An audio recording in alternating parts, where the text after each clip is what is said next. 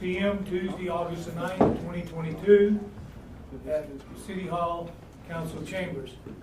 So I apologize that we're back here, not at the Civic Center, but we had the Civic Center booked with Avanci, and we couldn't get set up in time for that. So I apologize for the tighter quarters in that, but this is the best we could do on this much notice. So with that, Emma, I know you're here as minister. We want somebody, we were looking for a minister to lead us in prayer. If you would like to, open for us.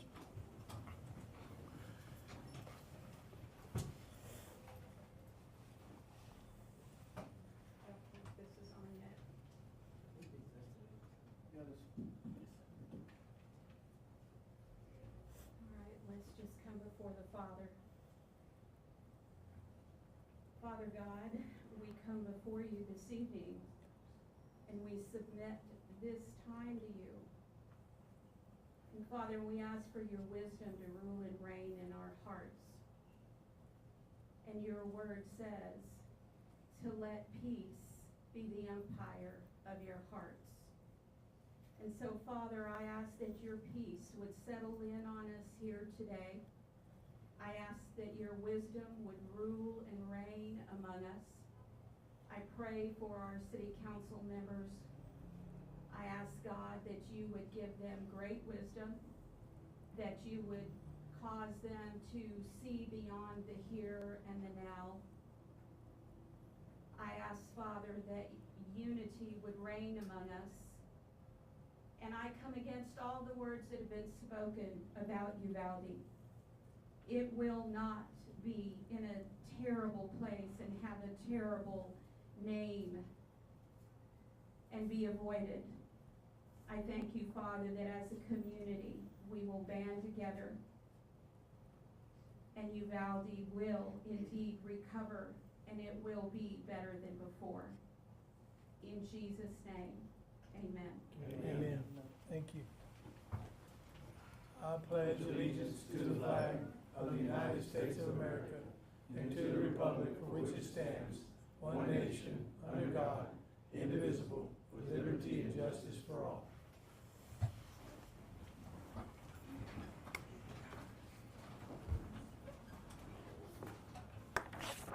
Item 4, citizens input.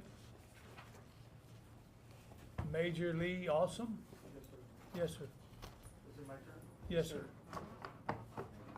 Yes, sir.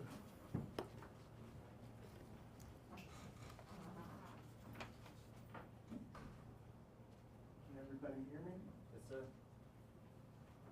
Is that better? Yes, sir. Okay. What I wanted to speak to you guys about today, speak to everybody about today is responsibility. And that responsibility is what has happened with these officers that we've seen in the videos in the hallway. Because as far as I'm concerned, it should have been a no-brainer. All these folks should have been fired. A couple of them should definitely be criminally charged for negligence, and we're seeing none of that. Instead, what we're seeing is officer safety. I got to tell you folks, the American people are tired of it. Okay, we're tired of hearing the excuse of officer safety. Okay, we don't see any firemen standing outside of a burning building talking about I'm not going in there for fireman safety. Okay, so we need to do something, and we need to do it right. The American people are watching. This right here, this negligence to do something about what could have been avoided. I mean, I just saw on Facebook a couple months, these guys had brand new equipment, brand new gear. It is your job, okay, as officers, to put yourself in between the bullet and the citizen. That is the job, okay? That's what you signed up for. You didn't sign up for free donuts at Burger King. You didn't sign up for special rent when you live somewhere because you parked your officer car there. You know what I mean? You didn't sign up so that you and your blue line buddy could break the law and you guys could look the other way, okay? You signed up, they signed up to protect the citizens, okay?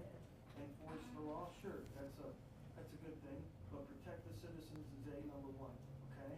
That's what they need to do, and when they don't do that, okay, we don't want to hear excuses, we don't want to hear officer safety, we don't want to hear any of this crap, all right? We want to see results, we want to see responsibility taken for the actions that happen on this day, okay? There's no more time to wait. Has any one of these guys been fired? Any of them? One officer. There were 370 some odd officers there, was one of them fired at all yet? We have one for the city of Uvalde on suspension. Not suspension. Yes, sir. Is that suspension with pay? That I couldn't tell you. Okay. Yes, it is. Okay, suspension with pay, great. So I can just be negligent in my job and take a vacation, huh? Is that what we're telling the American public, that that's what's happened here in Uvalde? No, sir, we've started an internal investigation, and we've got an outside agency doing an internal investigation of every one of our officers. Right, how that long was is there. this gonna take? Because from my investigation, it took me about 5 minutes of watching that Well, video. I to mean, fire we all It the could take criminals up in charge of to cops. 60 to 90 days or more, we don't know. He's already started the investigation. 60 to 90 days. In 60 to 90 days, we're gonna get some responsibility. There's still other investigations going Are we on gonna before this one. get responsibility in 60 to 90 days, or are we gonna get We- everybody obey the policies and procedures and nothing's gonna be done? What are we gonna get? We're gonna, when this investigation is done, whatever actions he tells us to do, there's nobody involved in this investigation with the city. It's completely outside people that have free range to do what they wanna do. Right, with the And investigation, but the investigator's not Well, in charge of firing. he's not gonna charge, but he'll give us, he'll tell us what procedures we need to follow, who needs to go, what needs to happen, and that's what'll happen when we get that investigation Okay, done. well, hopefully the investigator's not a family member of any of those. He's not. He's He's out of completely town. outside. Thank you.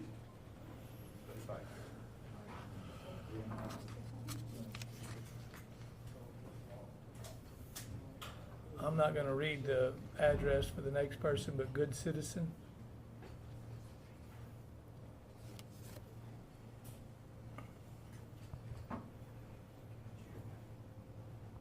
Hello, how's it going, everybody? Hope everybody's doing well today. I'm here because of what happened. I've lived in Texas my entire life. I've never seen anything like what happened here, anywhere in the country. I really don't. I don't think I've seen any of it anywhere. It's absolutely disgusting to me that we have officers that are still on the force. I almost got in a fight with one of your officers, a lieutenant, just not even 30, 40 minutes ago. Almost got in a physical altercation with the lieutenant because he was violating the public law. He was violating the law. Operating a motor vehicle with a seatbelt on. How do we expect these cops in this town to respect us if they don't even respect the laws that they're supposed to uphold? I didn't honestly know what I was going to come up here and say. I've had a lot on my mind about this, but this is absolutely ridiculous. It's not that hard. You look at the video, you watch the evidence, and you make a decision, okay? I understand there's investigations going on. How long are the investigations going to take? These investigations can go on for years, okay? And then what do you think is going to happen? Do we have to show up here every time there's a city council meeting and wait for something to happen? Or are we just going to have city council members that actually have the stones to stand up and say, you know what? Our police department, they effed up. They did the wrong things. They didn't do what they're supposed to do. And they thought about themselves before innocent children. I have kids at home. I have 4 kids. I love my kids to death. And if any one of those officers would have put hands on me to go into that school, they would have had to kill me. I don't care. Any officer is gonna have to either kill me or get dead. That's not gonna fly with me, okay? If I see any of your officers making mistakes, I will publicize it and it will absolutely be for everybody to see. And I will make sure that it gets out across the world, okay? I've got people watching right now from Switzerland, Norway, Denmark, the UK.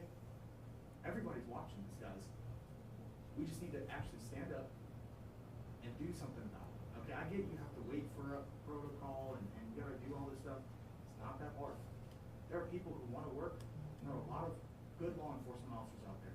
There are a lot of bad law enforcement officers out there too. And I would say a majority of your law enforcement in this city, I don't know about the county, but about the city, needs to be changed out. Okay, I'm not from here.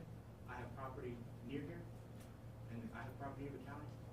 You know, and this is really sad. Like I love coming down here, and it's sad that parents can't even go in and get their kids. It's sad that we have to sit here, be talked down to, like that gentleman was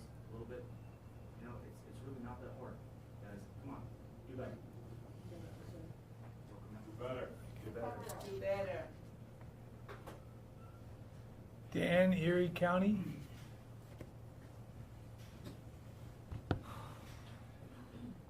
I come all the way from Western New York to come down here and address this council today. And part of my job and what I do for a living is to maybe help bridge that gap between law enforcement and the citizens, because there's a huge gap there. And in my entire history, in my entire career working on this behalf, I've never in my entire life seen somebody with negligence that puts more police officers in danger across this entire country and world than your guys' police department down here. So what I want is accountability for these officers who put all the other officers in danger. Because if you guys want to talk about officer safety, we ought to start talking about heroism. Because officer safety is nothing more than cowardism, all right? I don't know if you guys want to hear a Yankee come down here and roost your board because you guys ain't getting stuff done. Yeah, But yeah. here we are from Western New York to down here to demand some change down here and ask for some accountability on behalf of the Erie County family. Wow. Because you guys are putting my officers in danger in my county, in my state. You guys are holding no accountability. You guys want to put them on vacation? That's what you guys want to do? You guys want to put these guys on vacation, give them pay? To put all the day officers in this whole country in danger because you guys don't have the galls, the stones for accountability. That's what we want down here today. We want accountability. We want answers. We don't want, oh, we're going to investigate ourselves, find no wrongdoing.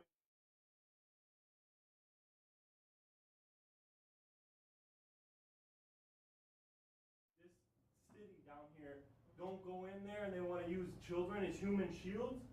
What is wrong with you guys? How do you guys call yourselves men down here? All you down there, out there, I got a Uvalde Police Department member over here with a blue line flag, desecration of the American flag on his face. Why is his stripe not yellow for yellow line gang members down here in Uvalde? That's what we want to know. And how is that appropriate to desecrate a flag on his face right now? Blue line gang stuff? This is the yellow line. This is home of the yellow line gang members, guys. And you guys got to change that. It's up to you guys to change it. The police ain't gonna change it if you guys don't hold nobody accountable for this. Right. This whole country is put in danger by this council right here because nothing's being done.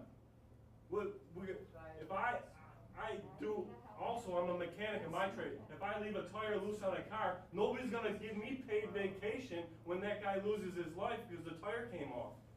Your police department's tire came off the other day. And we want answers and we want accountability. On behalf of the Erie County fam, I drove and flew many miles to come down here and talk to you guys today. Thank you. Thank you. Yeah. So unless you guys want a Yankee to come down here and teach you guys how to be men, you guys better get your board on gear and you guys better get your act together down here. We don't want to have to come down here and address officer safety. Again.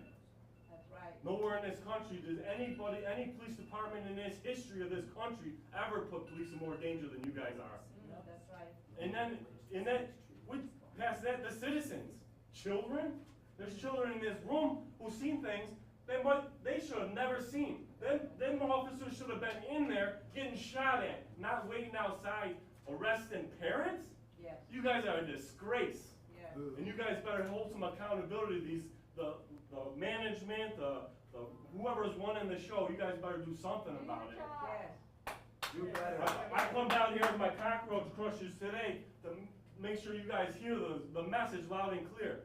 Nobody in this country wants to hate police officers, all right? We all want to love them, we all want to appreciate them, we all want to call them when we got a problem. What are you guys doing to that image? You guys think about that? Let's think about that when it comes down to some accountability for these officers, because that's what the people are here. They're holding signs that say accountability. All right, that's what we want. Yes. And I yield back. This Yankee will sit down and listen to the rest. Gracias, mil gracias. Adam Martinez. Feel free to speak here. Gracias. Gracias. Hello.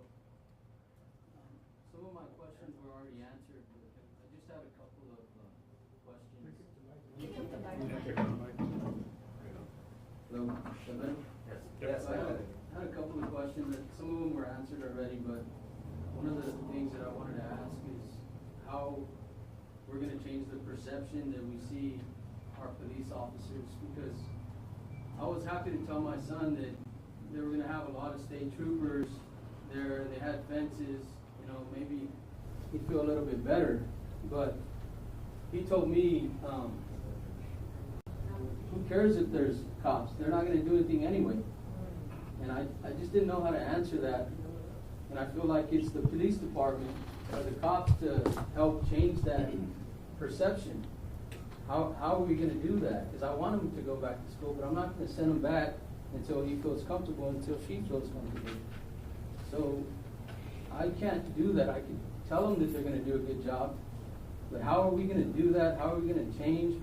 Are we gonna raise standards? Some of the police officers, they ran 20 yards and then they were breathing hard and, you know, they were, the way they acted. What can we do to raise the standards? To make them feel more comfortable? Because it's not about us. It's about the children. And I haven't heard anything about what we're gonna do to help them feel better. Well, one of the things, Adam, I can tell you, we're bringing in TEACs and their top-of-the-line instructors to meet with our bill and start retraining and additional training for our officers. You know, we realize we have to earn this community's trust again, and we're going to do everything that we can to do it. Contrary to what all these other people will accountability, there will be accountability, but we do have a process that we have to follow. But I can promise you there will be accountability, and we are going to try to earn, not try, we will earn this community's trust again.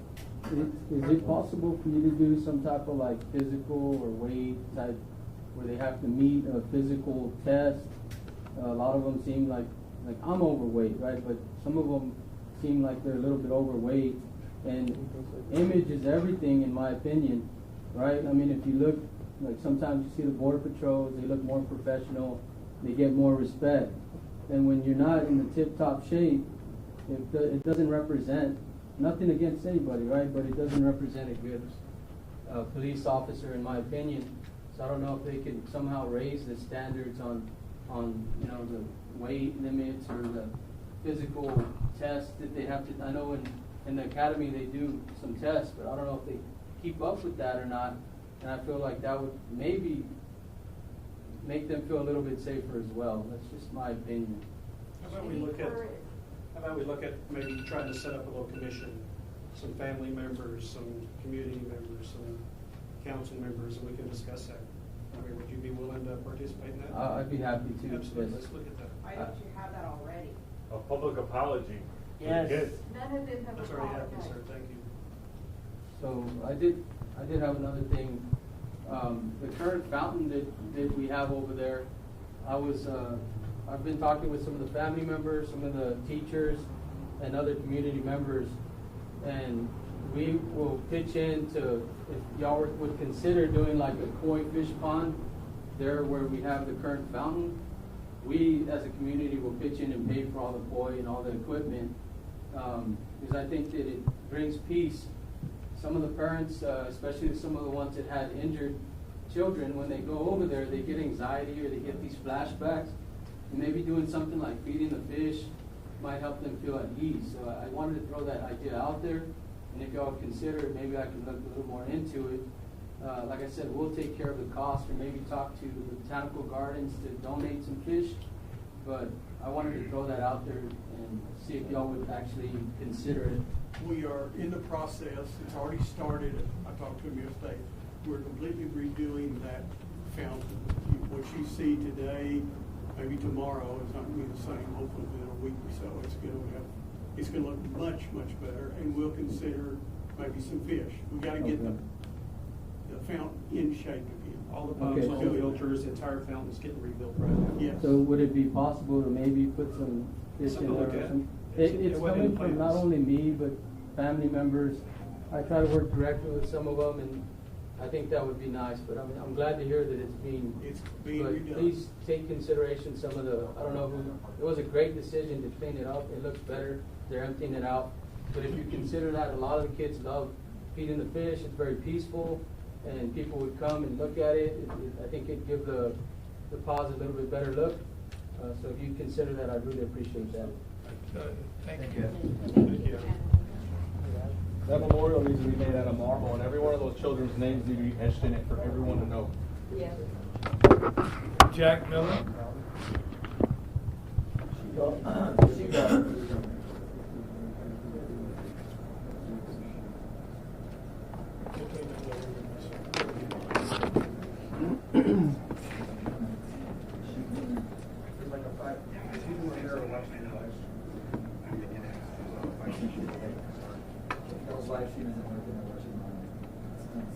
Oh, Jack Miller, San Antonio, Texas. This is my card. You're going to want it. And you want to give it to all your police officers because I'm going to make y'all my hobby. I'm a civil rights activist. I catch bad cops. I appreciate you guys. Citizens are telling me you give them extra time here, and I'm glad that you're letting them vent. Very important. And I'm glad you're talking about fish ponds, and you're talking about getting people involved. That's great, and I commend you for that. But you are not doing enough. Yeah. Every cop that was there that did not go in, no amount of training is going to cause them to go in. They were already trained. I was a cop right after Columbine, and they came out with active shooter training. And as soon as I heard that day, before video came out, I started telling everybody they weren't following their training. And I'm here to tell you, if a mass shooting happens again in your city, these same police are not going to run in. You don't have to take my word for it. Look at what they did. They were trained to run in and stop the shooter. And they didn't. I'm not anti-cop. I'm just telling you, that's the facts, right? They didn't do it. And they should have. We all know now they should have. They didn't. So what do? You disband. You get rid of every single cop that was there that did not run in there when that guy was shooting. You get rid of them. Is it going to cost you money? Absolutely. And I don't think there's one citizen in here that will not sign that check. Let him sue. Let him sue. Buy. Get rid of them. Buy. This is an at-will state. They're not civil service protected. And if they are, see ya. Sue away. We don't want them here faced with the same decision ever again. They've already showed you what they'll do, even with the proper training. So please, bringing in somebody to train the current officers, no. They need to be gone. Yeah. You bring in new officers, the state will kick in, you apply for emergency assistance, they'll handle your law enforcement until you start hiring guys here and girls here, right? They'll do that. And you train them. So that's what I have to say about that. They've already demonstrated to you what they will do. Lieutenant Javier Martinez today got out of his car, got in our faces, and wanted to fight us because we told him to put on his seatbelt. Come to find out, he was the first officer in that school. Professional. He wanted to fight us, but he would not run in. We have it on video. I'll show you if you'd like to. You need to get rid of him. Your Professional. police officers show up, get out, and they have to push him back in his car. And they left because we weren't doing nothing wrong at all. And your police knew that. He needs to go. Please. Last thing. If you guys don't get rid of your police department, nothing against you. I commend you for everything you're doing for these residents and children. But I'm going to teach your residents how to recall you. You all know what recall is. And take my word serious. Call Leon Valley. You got a smirk. I already know who you are, and I know why you got a smirk, and that's okay. Call Leon Valley and ask them what happened the last time I told a city that I was going to have you recalled. We had 2 council people recalled, police chief fired, city administrator fired. Sir, I'm going to tell you right now. Yes, sir. You want to start a recall on me? Start the damn thing. That sounds good. I You know expect what? nothing less I'll from sign the petition, but the one thing I'm tired of is people like you coming from outside. I don't care what you're tired of. We don't have people like you. It's 20 People people have to come like because of the culture here. They have to come. We're tired of people like you. Everywhere. Well, I'm just telling you, sir. That'll be enough. That'll be enough, or I will clear the chamber. That will be enough. There is kids from Uvalde That will be here enough. that are traumatized, that don't need to hear the That's Please be right. respectful, man. I am trying to be respectful. Don't say you're tired of people like us. That's Sir, disrespectful. if you yell out again, I'm gonna have you removed from this chamber. That's fine, whatever's needed.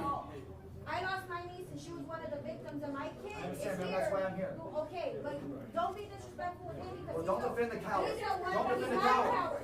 He's the one person out of everybody who where's the governor, where's everybody? Why is he He's yelling the at only people that are going person, change, man? he's the only person who listens to us. Why is he And I yelling know at people that y'all want don't know change? that. I know y'all don't know that because y'all not from here, but he's the We only investigated everything in person. this whole He's the situation, only man. person. We have We're to not the live mainstream it. media. We don't have to edit live it. everything We have out. to live it. We're here every day. We wake up here, we go to speaker. We have to send our kids back to I wake up school. crying about Hey the guys, same hey guys, I love you. But don't Let's disrespect keep moving him. forward. I've been asked by a parent to Let's just keep pull talking it down Exactly. for his child. Think So about let's the just- kids that are Let's in just here. do that for a second. Can we, for a second, please? I know that emotions are high. Guys, this is how you get these emotions down. You get rid of your police. That every single officer that was there, not every one of them, but everyone that was there that made the choice to not enter while the shooting was going on, even though they promised in their training, in their active shooter training, they started way back in Columbine, that they would. They promised everybody that they would. They just need to be gone. They should have quit. They have It's our not. community. You guys We can have have the, whoever we want in here. you guys have the power to say bye-bye. This is intense. I'm begging you, please do that. And ask DPS to come in and help you guys out while you get new officers in. Please, thank you. So I'll encourage everybody here in the press, if you're listening, Google, hold on a second. All you have to do is Google Texas Peace Officer Termination. You will find the very first thing that pops up that tells you how you can terminate a peace officer. We're following that to the T. You can't go against it because it's a state law. Can you tell me what happens if you terminate against that state law? What happens? I don't know, but Well, I'm not gonna you- break a okay. state law. I will tell. If we break I a will state tell you what law, happens. how does that make that right? Okay, I'm gonna answer. This is what happens if I'm you being, guys. I'm being honest and I'm being truthful. I know of the law you're talking about, and you are telling the truth. Let me tell you what the penalty is for breaking that law. There is no criminal penalty for doing it. It brings you up on civil liability. That's it. And like I said, I don't think there's one person in here that won't sign that check. But it sets a That is precedence, and setting a precedence in a group like this, on something like that, when you're going against a law, is, Rosa you Parks. know that. Let me tell you, I know Rosa. that. Precedence is what we need here. Please, please, please. Rosa Parks saw a law that carried a criminal penalty. And she said, screw that, I'm gonna break that law. That's a little different than this. It is not. It's a law. You're using the law to not fire a cop? No, not exactly. We're following the law and what the state says. to Right, do. so this is a law you don't need to follow. You need to fire the cops.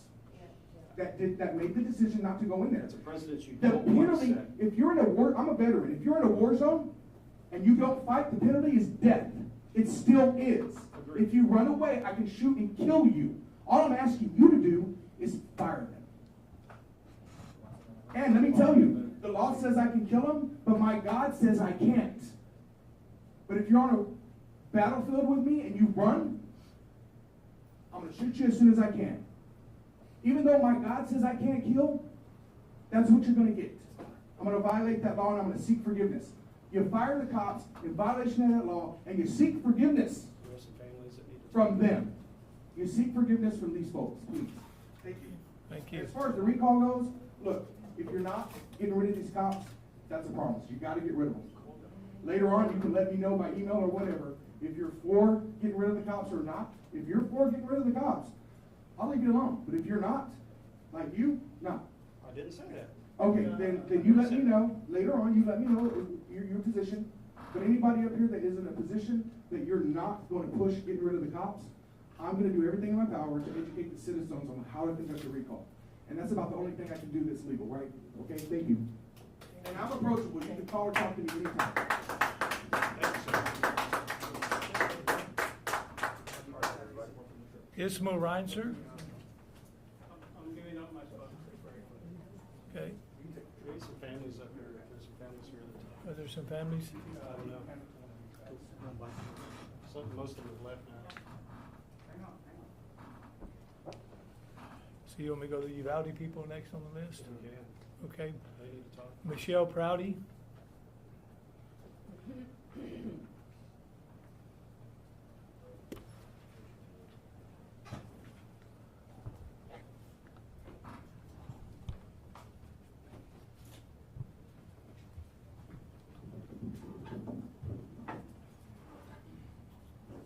set if you have. Okay, on May 24th, 2022, there were 19 children and 2 teachers who were brutally massacred at Robb Elementary. Their lives were snuffed out.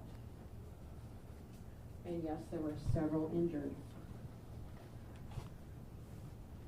As the evidence slowly and painfully emerges, we are now confident that many of those lives had a chance at survival had only action been immediate and first aid rendered. Our tax dollars fund the city and many departments, including the city police department.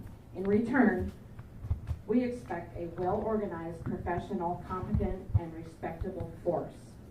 What we have instead, what we are traumatized again and again by, is an inept, unstructured, national embarrassment of a circus tent full of smug clowns. These clowns continue to cruise our streets, sporting their tarnished badges, and walk around with their heads held high as if they did no wrong. If any of these individuals who were on scene that day had any shred of decency, they would at a minimum look these families in the eyes and say that they made a horrible mistake. But I don't believe any of them have. Have they?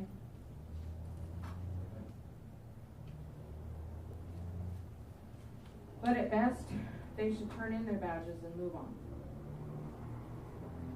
So yeah, we keep going in circles on this topic. This is because it's approaching 3 months and we are still being placated with tidbits or being outright stonewalled or being given excuses. And the truth is, if no one was speaking out at any of the podiums, no action of any kind would be sought. I don't know this police department's policy is regarding officer-involved shooting, but all of us know that a well-structured department would put their officers on some kind of leave pending investigation, as well as require mandatory mental health evaluation. But nothing common sense has occurred by action of the department or by this governing body. We know you are tired of hearing our pleas and our tirades. We know there are many community members that are not supportive of our efforts. Some feel we have no business fighting for what's right. Others complain that we are doing it wrong. And I say to them, by all means, if you are holding on to the playbook for how to get through this, then please share. Regardless, your negative comments are noted, but if you don't have the courage to speak your mind in person to any of these grieving families, looking them in the eyes, then your comments have zero value. As Berlinda has said, we are not done. And I will add that we will not be silent, we will not back down, and we sure as hell won't be intimidated. The dead, the wounded, the traumatized, and all their families deserve better than 3 months of lackluster performances by all parties in question, including some sitting before me. To emphasize our determination, we are submitting formal complaints against specific officers who are at minimum partners in gross negligence. We expect immediate feedback and full cooperation from this governing body who is employed by the people. We are prepared to take this to the next level. Yes. Yeah. Thank you. Amen.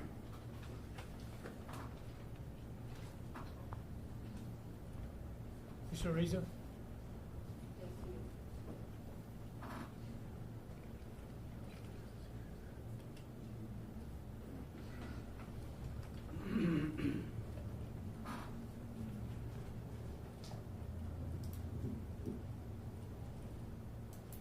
Jesse Rizzo.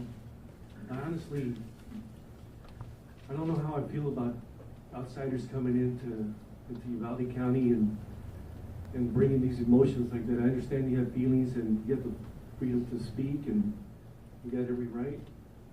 But we had this happen the last time around. Some guy comes in, brings all the cameras.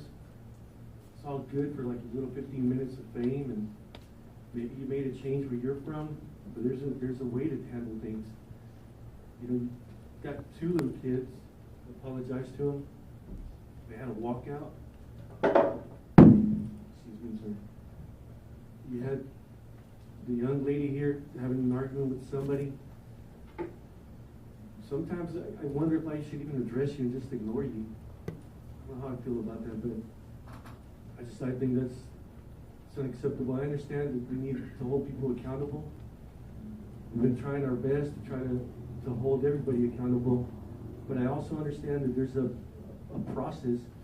I understand that it may take some time.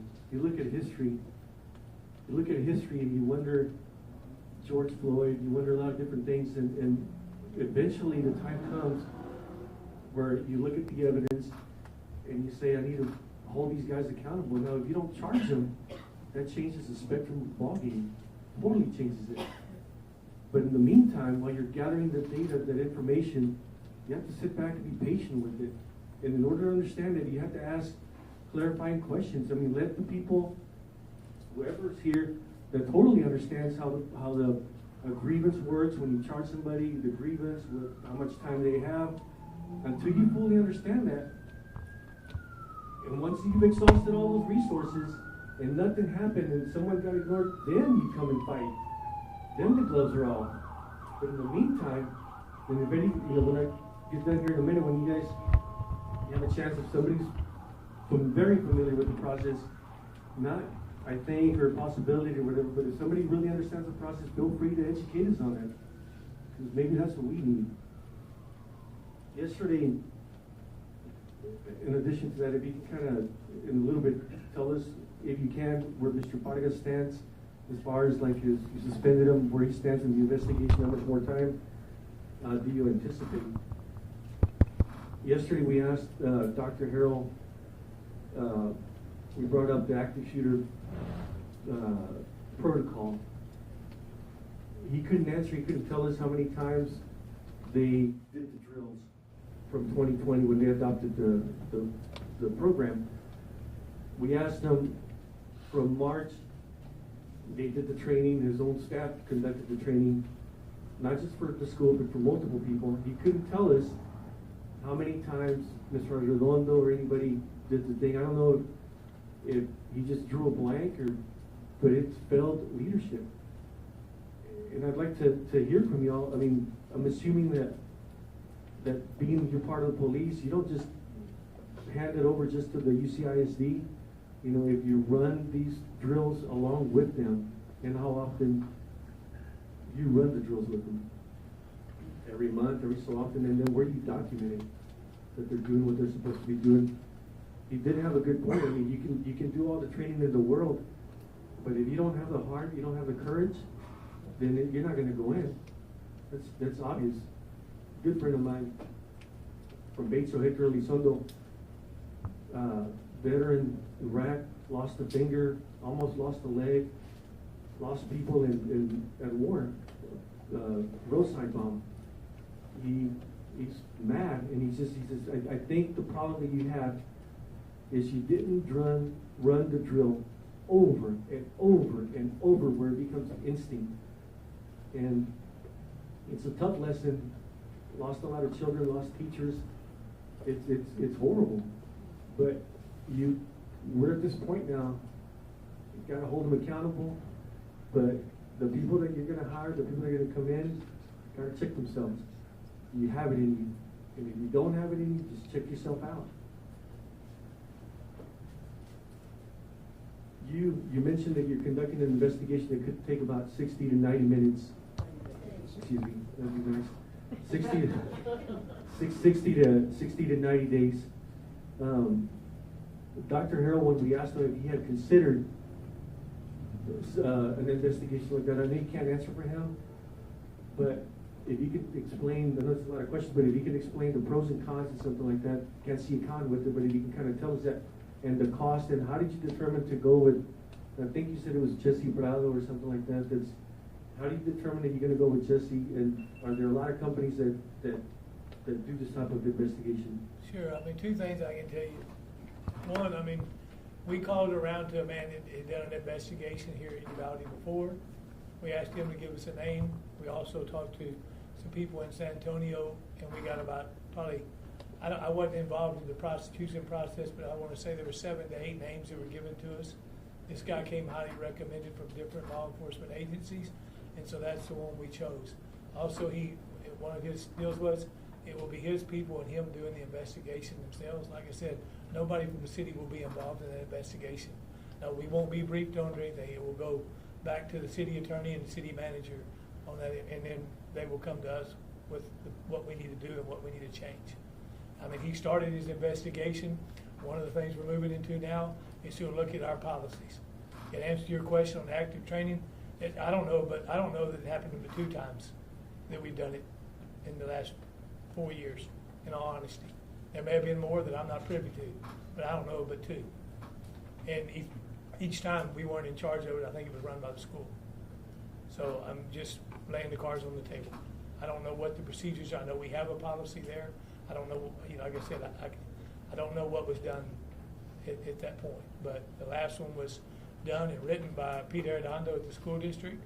And in that particular deal, he named himself as the incident commander on that active shooting deal. And so I'm not making excuses for anybody. There were numerous, I've said from day one, every agency that was in that hallway has to be accountable. And right now, as it is, the only person who's really started an investigation is us.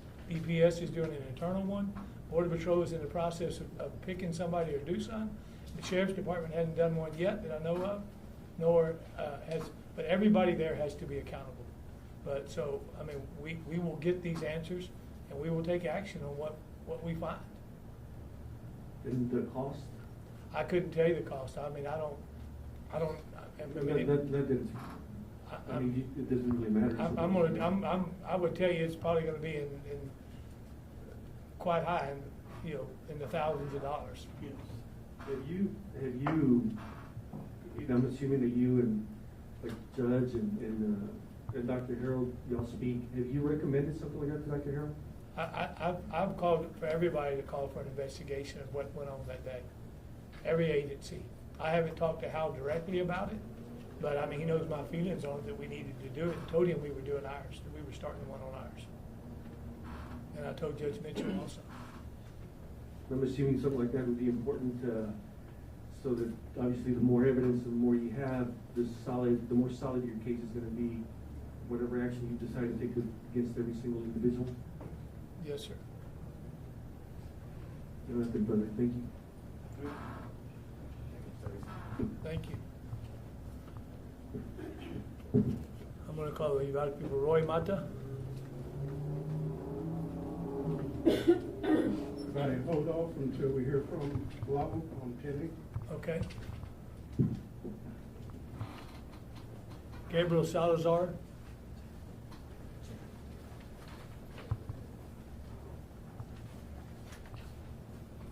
Mayor, council members, thank you for letting me speak. My name is Gabriel Salazar. I'm the assistant principal of Flores Elementary. I'm here to talk about a different issue. Okay. You want to wait? That's on the agenda. It's one of our agenda items. So you will wait? We'll call you then? We'll call you. Okay. Ms. Trimble?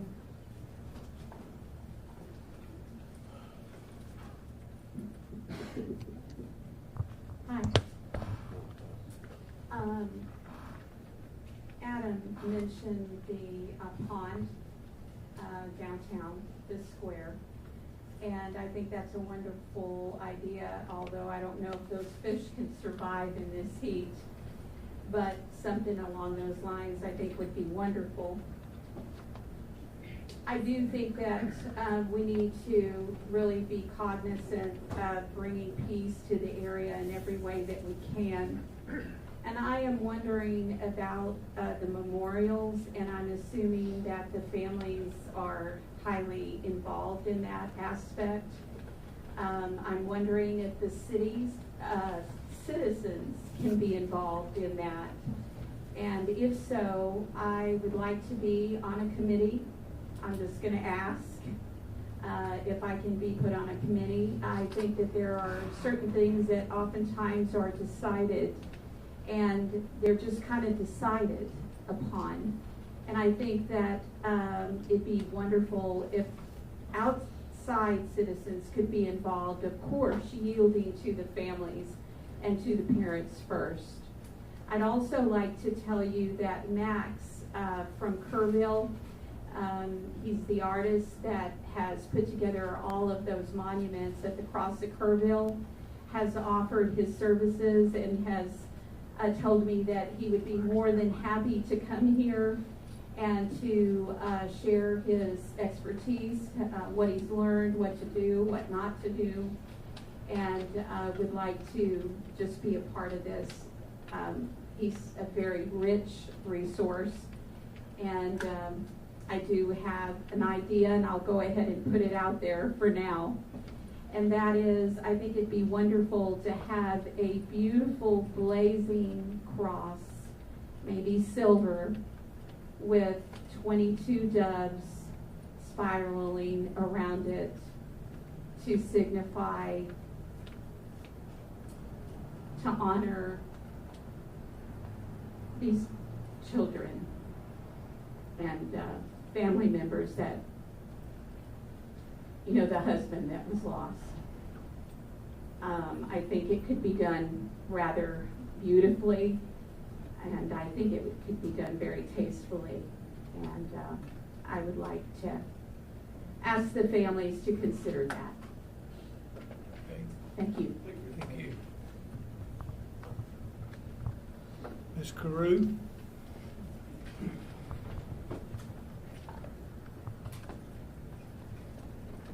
Good evening, council and staff members, visitors, family members. Diana Lindell Carew, citizen of Uvalde, Texas. We keep coming before you. We continue to ask the same questions. We continue to be angry about the lack of answers. And personally, as I listen to these gentlemen from out of town that aren't from here, don't have to live with our tragedy, it's personal. It's personal. It's not something that happened somewhere, it happened to us. And I always tell people, I can call out my family members, but you can't. This is our family. Uvalde is our community. Yes, we appreciate those of you that are coming from outside, bringing your ideas, shouting your anger, creating some chaos in our city to some extent. We need to shake it up. I know that. But these are our people. And we need to work with them to get this right. And so it angers me to hear, I mean, the gentleman last meeting, like, go away. Let us fight our own battle. This is our fight. And we are more than capable of fighting it. We don't need outsiders to come in and mess it up. Because you're going to go away and we're still going to be here. This probably affects the whole country. Yeah. Well, And 2 weeks before that shooting, 2 weeks before that shooting, Yeah, Buffalo, New York. Sir, Let her finish. They need to think. You need to think of Diane. I believe in the kids. Your kids are your family. These cowards are not your family. This could happen I love anywhere. this This children. I guy's have talking children. about a That's why I'm precedent. here. I'm gonna tell you one more time. It's okay. that if you outburst again while she's speaking, you're gonna be removed from here. Whether you like it or not, you're gonna be removed. So if you speak out again when somebody's speaking, you're going out the door.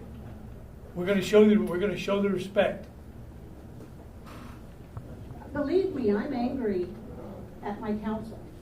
I'm angry at my councilman. I'm angry at our police I'm angry at our school district. I want it to change, but I want to be the one that works with this community to create that change. We do not need the madness There's that happening. that's coming from outside. And please, respect the fact that we are telling you we can fight our own fight. I've come to this council repeatedly to also ask for accountability, to also ask to do the things that you can do. I understand there's a criminal investigation underway, and at some point, I pray, and I know many others do, that there will be individuals that will be criminally charged for what happened on May 24th. But I know that's outside of your purview, outside of your authority, nothing that you can do in that particular venue, but you do have the ability as an employer to do some things with your employees based on performance, based on expectation of the job that they were hired to do. Last time I was here, I asked for possibly considering desk duty, get them off the streets, because it is insulting to us to see them out there daily like nothing happened, even though something significantly horrible happened.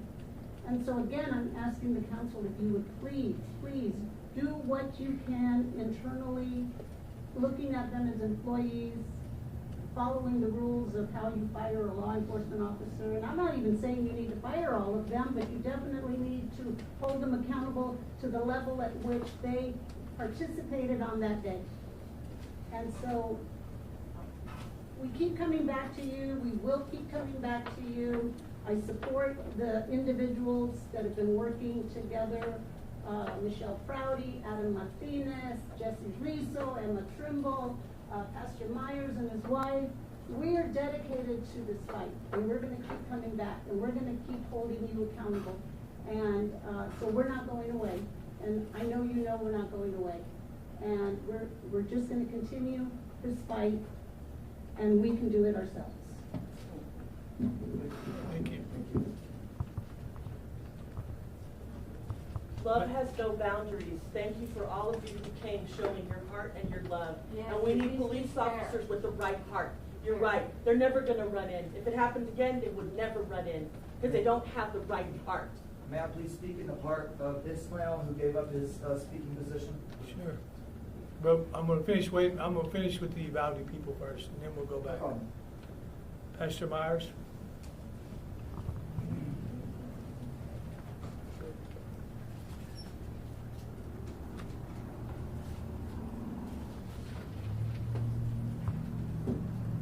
I just want to thank you for just a couple of minutes, hopefully.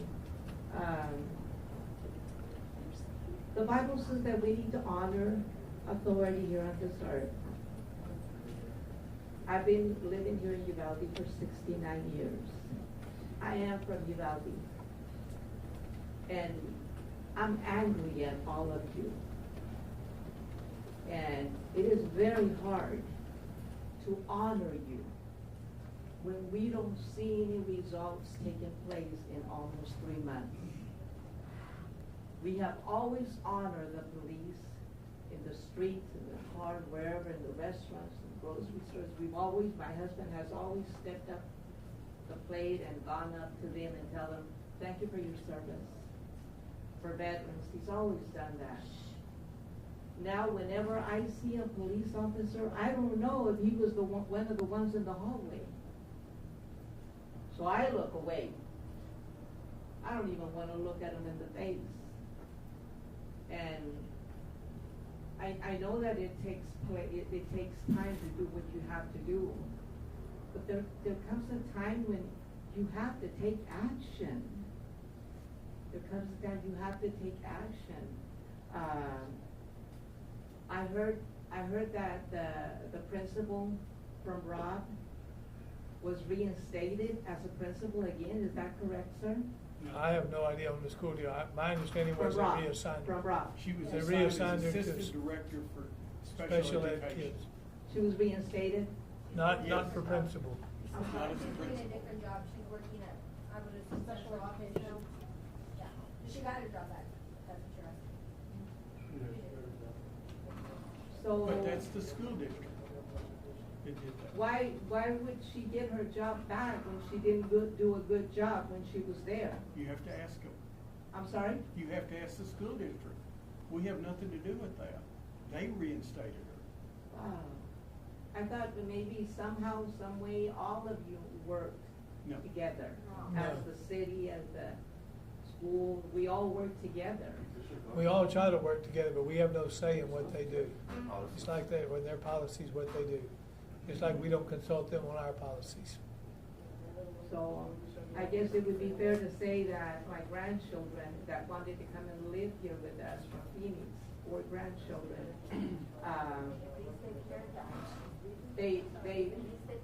I don't trust them with the board from the school. You guys have nothing to do with that, We have right? nothing to do with the school district.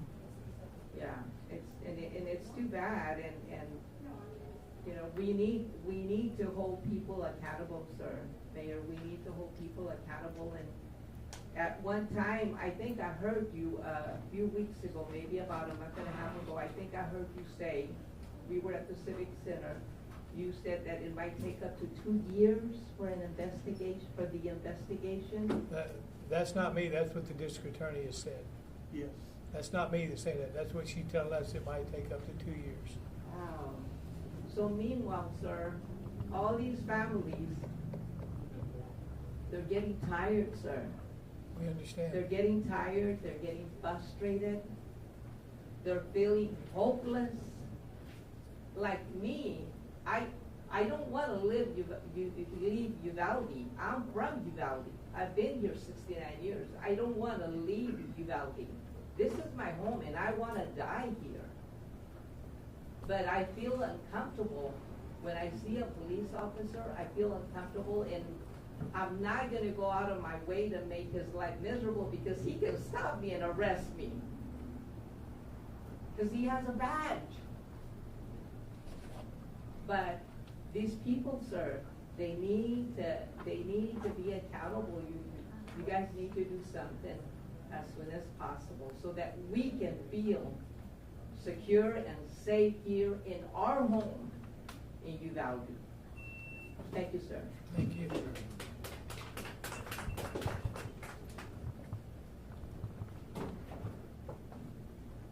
Mr. Mayor, City Council. When I was in the workforce before I retired, I was a front load operator for the solid waste department here where I was in Arizona. I had a supervisor that would tell us, I don't pay you to think, I pay you to know. I do not pay you to think, I pay you to know. These officers signed up to serve and to protect, and they did not do that. They did not do that. They did not protect, and they did not serve. But my question that brings me behind this podium, the chief of police, who does he answer to? City manager. City manager? Okay. The other day, I was going east, going on the 90, and a police officer get behind me from Grove all the way to 4th Street. And he was tailgating me. I mean, he was right on me. I knew when he get right behind me, he was running my plates. I knew when he ran my plates, he was going to know who I am, Daniel Myers. Now, I'm not here to make a name for myself, but I live here. This is my community. I live here. We pastor a church here. And this officer, and I didn't know, I could get a number, a police car number. He followed me. I mean, he was right on me. I don't know if that was an act of intimidation or what it was, but somebody needs to talk to the city manager, tell the city chief of police to not intimidate these people. Don't do that, because we're irritated and frustrated as it is. I felt so close, Mr. Mayor, to slamming my brakes with my phone live and yelling at him, "Why are you tailgating me?" But I didn't do that because, as he wanted me to mess up. He wanted to pull me over. And he had that authority to do that because he's a police officer. Yes. But that's wrong. That's wrong what he did. That's wrong what he did. And I hope that he doesn't do anybody else of our community like that. I have already a proof of it. This happened to me. And it wasn't nice, Mr. Mayor. It wasn't. Well, I'll tell you the same thing that I told the family members that told me. You want my cell phone number, I'll give it to you. If that happens, call me. I'll get the city manager on the phone or whatever. We're not gonna stand for that, for harassment. I don't know what, we're not gonna do that. I have talked with our city manager and our police chief about that, and I don't think any council member up here would go along with any kind of harassment by our police department to any citizens in this community. And we're not gonna stand for that. As of then, it hasn't happened up to now, but it did happen that one time.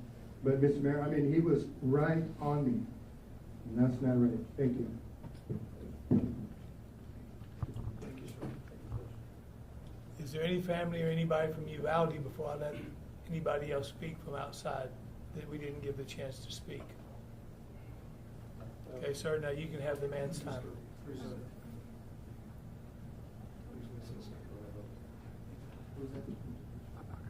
Lisa, you wanted to say something?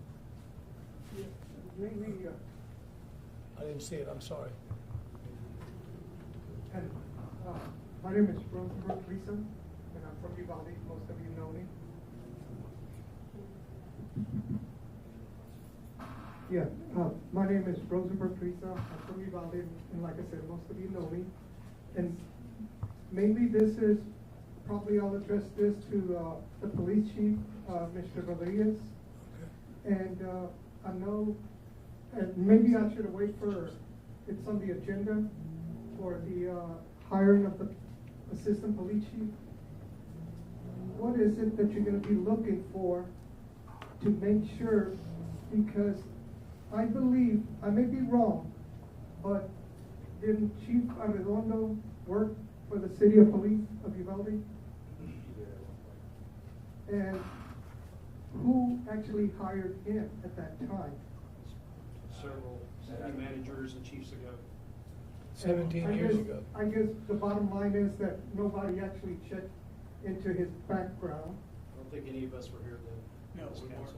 17 years ago, he worked for the Uvalde Police Department. So, my concern is, and I know Mr. Rodriguez, is that you have to really check the background. I mean, actually call the employers, past employers, and I'm not just talking about the first one that comes across. You gotta go 10, 15, 20 years back. You know, if they already that old, per se speaking, of age, which hopefully you'll get somebody that has had training, that really has had training in shootings and everything. Because my personal opinion, I'm also a military member. If you have not experienced anything like that, when it happens, that's when your mind starts just going all over the place. Should I or should not? And let me tell you, it does work like that. Because I was in one of those situations also. So I'm just gonna make sure that the police chief, city manager, will take that time, even if it takes a little longer, but make sure that he is credible, he's gonna be held accountable, and so are both of you, because you were the ones that hired him. That's all I want to say. Thank you. Sir, one more. There's one more citizen outside in the hall. Wanted to come forward.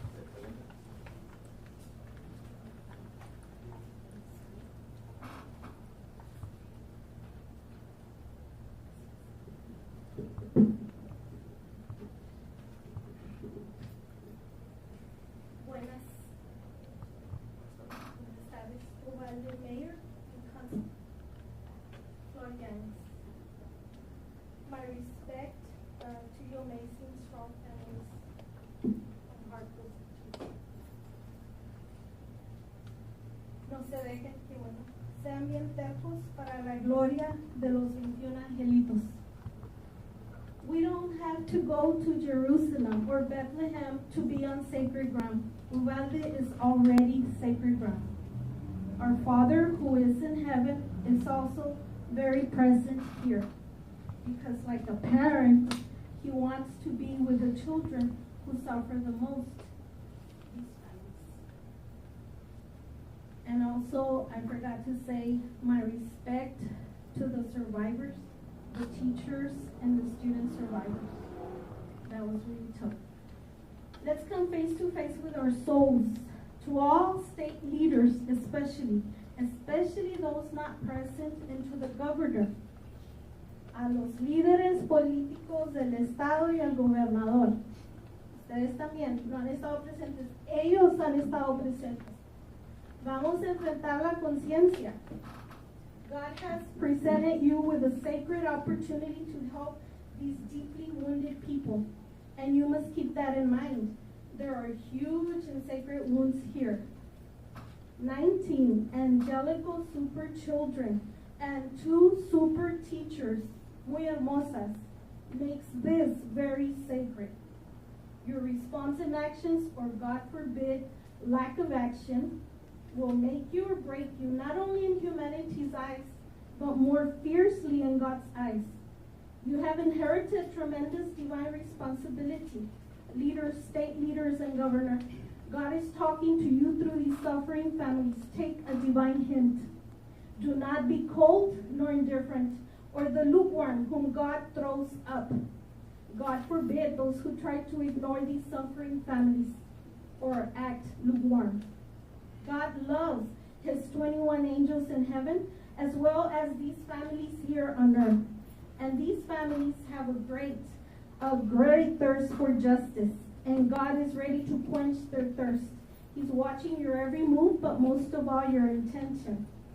Líderes y políticos del Estado, what is so difficult about changing the age from 18 to 21? ¿Qué tanto les cuesta? If one less child is killed, because we made it harder, more complicated, for an immature, dangerous youth to obtain a semi-auto war weapon, it was so damn worth it, don't you think so?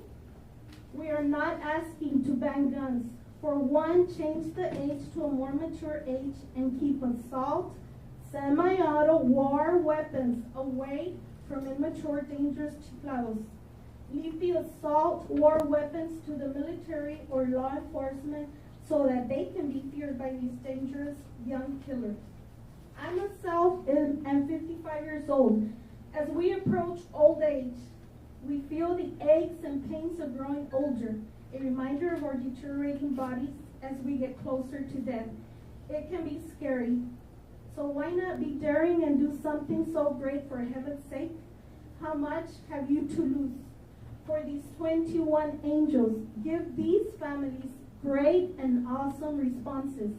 Minimize the chances. Make it difficult for a dangerous killer youth to obtain extremely destructive war weapons. Remember, they choose these semi-auto war weapons because they're faster and capable of killing more. State leaders and politicians make Texas a safer world for their children, including your children and everyone's children. Don't allow the smallest chance to have your own grandchildren fall victims to the semi-auto war weapons fired by a dangerous killer youth. You have the divine opportunity to do something awesome. And in this time of awful suffering, you cannot be lukewarm, because this time it was way too much. Remember, 21 angelical super children and 2 superheroes so sadly perished and experienced abandonment in their life's final breath. That night became a very stormy night in more ways than one, and God was crying too. So loud, we heard his great awe through the loud thundering. It was like he was confirming our angels were not alone. Each was embraced by God's loving arms in their greatest time of need, like footprints in the sand.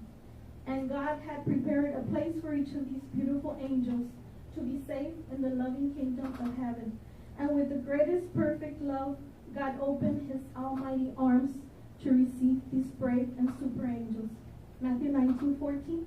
Let the children come to me and do not hinder them, for the kingdom of heaven belongs to them. The kingdom of heaven belongs to these beautiful children. Dios nos ayude. Thank you. There's one more. There's one more? Is it, Anita? Is this Anita? Hi, my name is Anita Bush. I'm president of Victims First. I have had two mass shootings in my family. One where Michaela was murdered, and the other where Stacy survived by running for her life for a hail of bullets. I'm not from Uvalde, but we are a community of mass shooting victims over 20 years of mass shootings. We have seen pretty much everything that you can imagine. We've helped people, families of the deceased, catastrophically injured, those who have been, shot, injured, and survived the mass shooting. For many weeks, we were trying to get local funds that were for immediate needs into the hands of those who needed it most, directly impacted. We did everything in our power to do that. We suggested very strongly that these funds get to the families immediately and without invasion of privacy, and in the quickest way possible with a form that was easily understood by trauma brain, which is what people, everyone has a hard time after mass shooting, filling out those forms. We also wanted to make sure that nobody was turned away, and that people who were truly helped got those funds. When you have designated funds, as you do, or those funds already allocated from these local areas, what we've seen and what we've heard over the past week has been very disheartening. We want to make sure that families are not turned away, and they're not told that in order to get the funds, they could apply later on but have to pay a registration fee.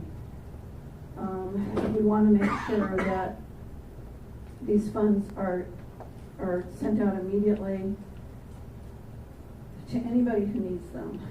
And you have no idea what it's like. You have just no idea what it's like to try to stand again after this, to try to function. I'm here with someone else who survived a mass shooting. I'm here with another person who was shot and still carries the wounds with her. And we can tell you that it's, sometimes people who think they know best know the least. And we are begging people to re-examine that form, that intake form, so privacy is ensured. They will not have to name their minor children. They will not have to tell people whether they're in therapy or not, and do it in a way that is allows victims privacy and dignity. And I'm asking you that, please, from all of us, please do it in the simplest way possible. Don't turn people away. Those funds are already allocated for them. The other question I have, what happens if all those funds are not given out, or is the plan to give all those funds out? If the funds are not all given out, it should go down to zero if it's all for the victims. If it's not, does it go back to the community? Do you know, Mr. Mayor?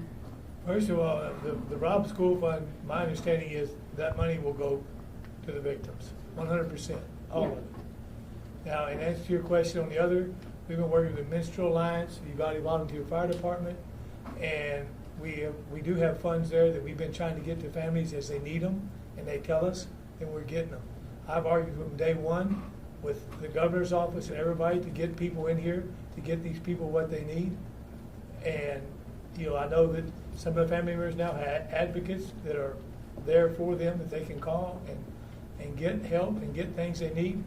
But I don't know all the answers of what they're getting and what they're not getting. Yeah, we've been helping. We've been keeping people on their feet. The Grimmy Foundation has been keeping people on their feet. But I'm concerned about the local funds. I think to clear things up, we have nothing to do with the ROB fund. No, it's That's not the a- ROB fund. but- That's gonna go to the National Compassion Fund. We know that 100% of what goes in there is going directly to the victims in Exactly. cash At payments. some point, yeah. But I'm talking about the local funds from the churches and elsewhere. It's getting to it. I'm with the fire department, and we distribute money about every 2 weeks. As long as the donations come in, we distribute money to all the injured, and now we've included those who lost family. But we concentrate on the injured. And along with that, I think the VFW, the American Legion, I know the Catholic Church, and I'm not sure, I think some other churches, they come in with us. We do it in a very private way. We don't allow press. It's very quiet. We're with the families. We have a lot of respect with the families, and we are distributing money. That As long as form- it's donated to us and given to us. Right, that form, We don't have any forms, ma'am. there's no a forms. form on Hope for Uvalde. I don't know what, that has nothing to do with us. It's We don't have forms. very We- long and it's very invasive. The form may be the one for that Rob Yeah, that's conversation. not, that doesn't have anything to do with But what we the have nothing to do distributing with of money. The Hope for Uvalde has a form on there, it's an That's, intake form. I don't even know who is that. We don't know who that They is. said it's Ministry Alliance. On the 11th, they're gonna have the meeting again at the Fairplex, so I encourage everybody to go, because that's how they're gonna distribute all the funds. That's for the Rob fund. That's for the Rob fund. That's different, I'm talking about. I don't know, but we'll look into it. I mean, we Thank know you the very much. Minister Alliance, we'll ask. And I would really like to find out, I mean, if somebody could, because there's a lot of misinformation, and just to clarify, what happens, is that fund, are the local, immediate needs, emergency needs funds, is that gonna go down to zero, because it's all allocated for the victims? And if it doesn't, does it go back into the community? Does anyone My know? understanding for the Minister Alliance, and again, I have no say there, but Mhm. their fund is there for the families that need it to help them whatever they need. If it goes down to zero, it goes down to zero. If there's money left over in there, it will be a community still to help members of the community as they need help. That was But- my understanding. Isn't all that, aren't those funds already allocated for the families? My understanding from the Minister Alliance is coming from different churches around the country to tell them to use for the families or to use for the community as you see fit needed to be used. That I can't answer that because I'm not involved in that side of it. Well, But I've understood that there have been families turned away, so please look into that and I please will. I don't know. turn anyone away, people need help. I'm gonna do my plug Thank again you. for all the press. Uvalde Volunteer Fire Department has a PayPal charitable fund. Please put it out there. We accept all donations and we write checks to these families directly. We are taking care of it. And I'll give you my number before we leave tonight, and I'll try to get you answers. Yes, sir, you're on, sir. Hi, guys, so I just want to take a minute, actually just look at all y'all, 'cause last I remembered we were all human here. Everybody's got a beating chest, right? We all got a heart, we all got a family here. Might show it in different manners. Our love might be different spectrums, we might look a little different, we might be from the country or from the city. Just because I look like an outsider doesn't mean I'm not a human just like you, and doesn't mean I don't have children and love them just like you. I'm here because I'm passionate about this city, and I don't want it to happen in mine. I'm also here because, do you guys accept federal funds? Y'all Good accept luck federal if you taxes? get 'em. Okay, Good so luck. the fact of the matter is that these guys do accept federal tax money, which means that they are actually employees for the whole nation. They represent the city, No, yes, but stop they're- right there. I get no federal funds. Y'all don't from accept whatever. federal funds here? Not that Uvalde I does not get. accept, y'all's county does not accept federal funds? Well, that'd be across the street. And y'all would be a part of the county, correct? Well, the city, well, I don't know of any federal funds we've got. You do get federal, okay, so you get federal funds, okay, so that's why I'm here. Because the police here are public employees, hold on one second. Most of that is coming from the state, but we get funds Erie, from the give me a state, second. we get funds from the federal government. Thank you for admitting that for me. Well, They were I mean, saying we you didn't accept any. well, you know, They're grants and things like that. Okay, All so cities we do accept federal funds, and the police officers here are public employees that are also part of that accepting of those federal funds, which means that money's coming out of my pocket as well, which means I have just as much here, maybe not as invested because I don't pay the city tax or county taxes, I don't have the property right here, but I'm right down the road, guys. Born and raised in Texas, Christian man. My mom taught me to treat every person as my neighbor. And the sad part is that we're coming here to try to show love, try to bring exposure to the situation. And I'm getting called things like those other people and those guys with the cameras, when we're only here to help you. And so I hope that we could close that gap between the outsiders and the people, because we're all humans with a heartbeat, and we all have children and loved ones. I hope y'all have a blessed day. Thank you. Thank you. We appreciate you. Thank you. Thank you. Thank you for being. Is there anybody that was on here that we didn't call? Yes, ma'am. One more. Oh, and then you were next. I apologize. Your phone, go ahead, please. Ladies. I was born and raised here. Good evening. I know Mr. Zamora, I know most of y'all. It's sad that our city's being divided. I'm not saying everybody, but some of y'all that come up here screaming and yelling is not gonna get anything done. All they're gonna do is gonna sit there and look at you. Unless you can talk civilly and get to your point and say it in a way that they would understand how you feel. That's how we get it across. That's how we do it. That's how Uvalde does it. We don't come over here yelling and screaming, and yes, we might get angry and they'll stand there and they'll be like, okay, calm down. Like I was just told right now. And I had to go to another room and they put me in timeout. And that was Chief Rodriguez who had to do that. Because somebody was telling the officers, take off your mask. They don't have to. Take off your thin blue line mask. You told the other officer to take off his mask. Use that Shush, mask as well. I'm talking. You- You're not up you here. address me. I didn't address you. Anyway, like he told me to shut the F up, and I shouldn't have, but I told him back. Because guess what? He's not from Uvalde. We get these people that put on the news, hey, this was done that way, this was done that way. How do they know all of it's true? We still have another investigation that is going on. But yet we're gonna have people come up here and yell and scream at our council members, at our mayor, at our superintendent, at the board members, at our police officers. You know what? I was harassed last week by DPS. He played chicken with a vehicle I was in with 3 women, which me was one of them, an 89-year-old woman, and 2 children. And then a sheriff deputy got behind them. I called 911 because we didn't know who the other car was. For 5 miles, they did that. Between 11 and 12 o'clock at night. Why aren't we arguing with DPS? I know DPS for a fact was the first ones there because they're all the way down Highway 83. Every corner all the way going to La Pryor. They're at the first entrance, they're at the third entrance. They're over here by that new building for the, what is the river? River Authority. River Authority. They're always parked there, 2 or 3.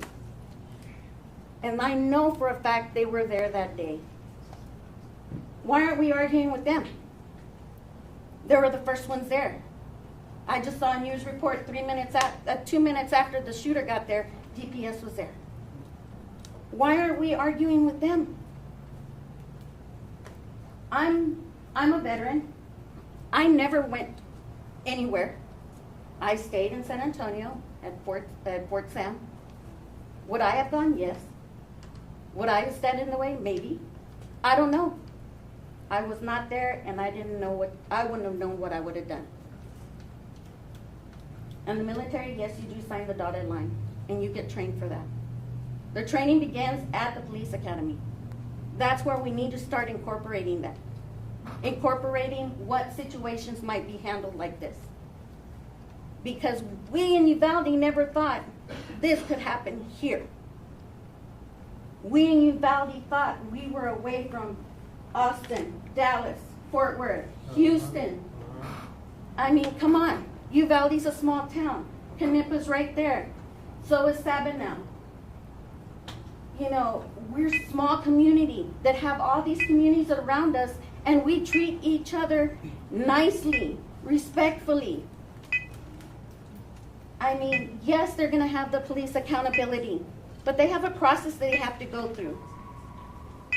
Just like any job in the world that you go to, any job, you have to go through your chain of command in the military. Am I right? You have to go through your chain of command, and this is our chain of command, right here.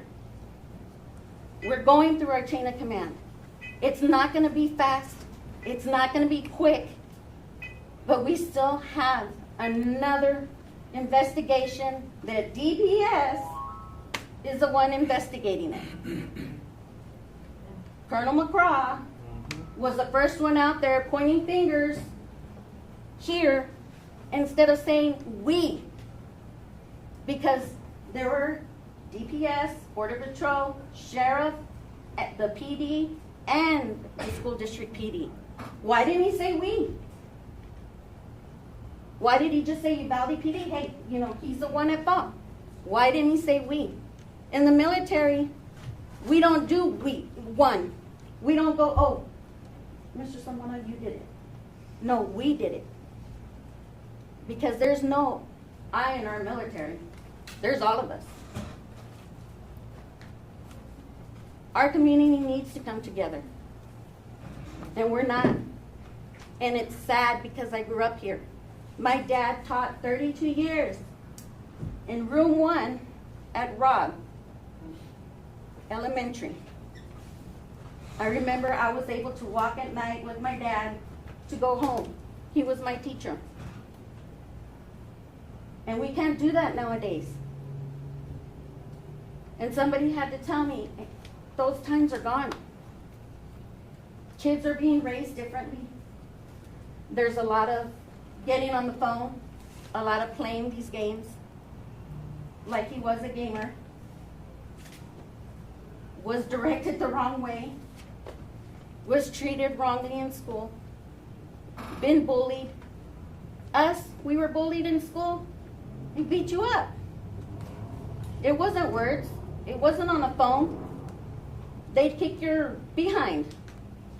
How do I know that? Because I was almost one of those. But I had good friends. I had people behind me. Nowadays, they don't do that. Now they verbally abuse you. They verbally abuse you to your face. They verbally abuse you on the internet. They show pictures, degrade you. And we're doing the same thing, like at the board meeting, degrading the ex-superintendent. Well, that ex-superintendent, I'm going to tell you, white man in 1971 hired a Mexican by phone call. And that Mexican was my father. I need a job. You got it. Deal with the paperwork later. John Harrell. I highly respect that. Because back then, things weren't like that always.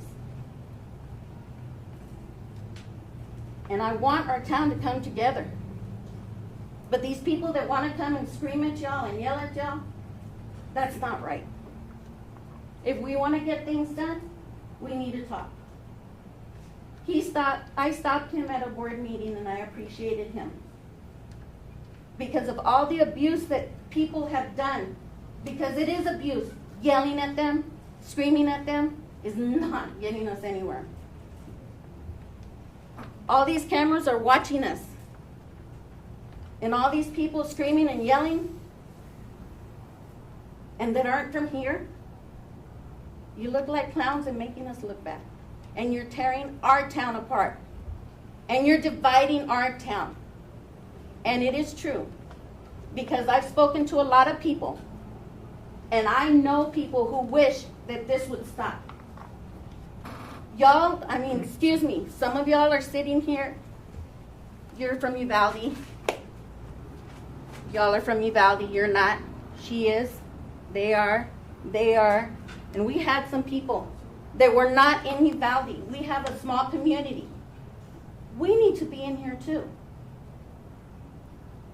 That teacher, I've known him for the longest time, since 1993. I've known Irma. And they've known my son. I had ex-students who lost their babies. It affects everybody in this town. In this town right now. You say no, but you don't personally. The whole country is affected by this. No, Sir, no. I'm speaking. The whole country. The whole country feels it, but nobody feels it worse than the people that know each other. That's an ant right there next to you. I came 1,800 miles to support this land, this children. You can, you know what? Hush, hush, hush, hush. We're not gonna, we're not gonna. Yeah, well, some of y'all did. Some of y'all did. Not everybody. These outsiders, remember? Yes. I'm not talking about you. Okay, thank you. But we need to come together and we need to come and talk respectfully and rightfully to these gentlemen up here. Just like they said, they're not, how much do you get paid? $50. $25. You tell me, for $25, $50,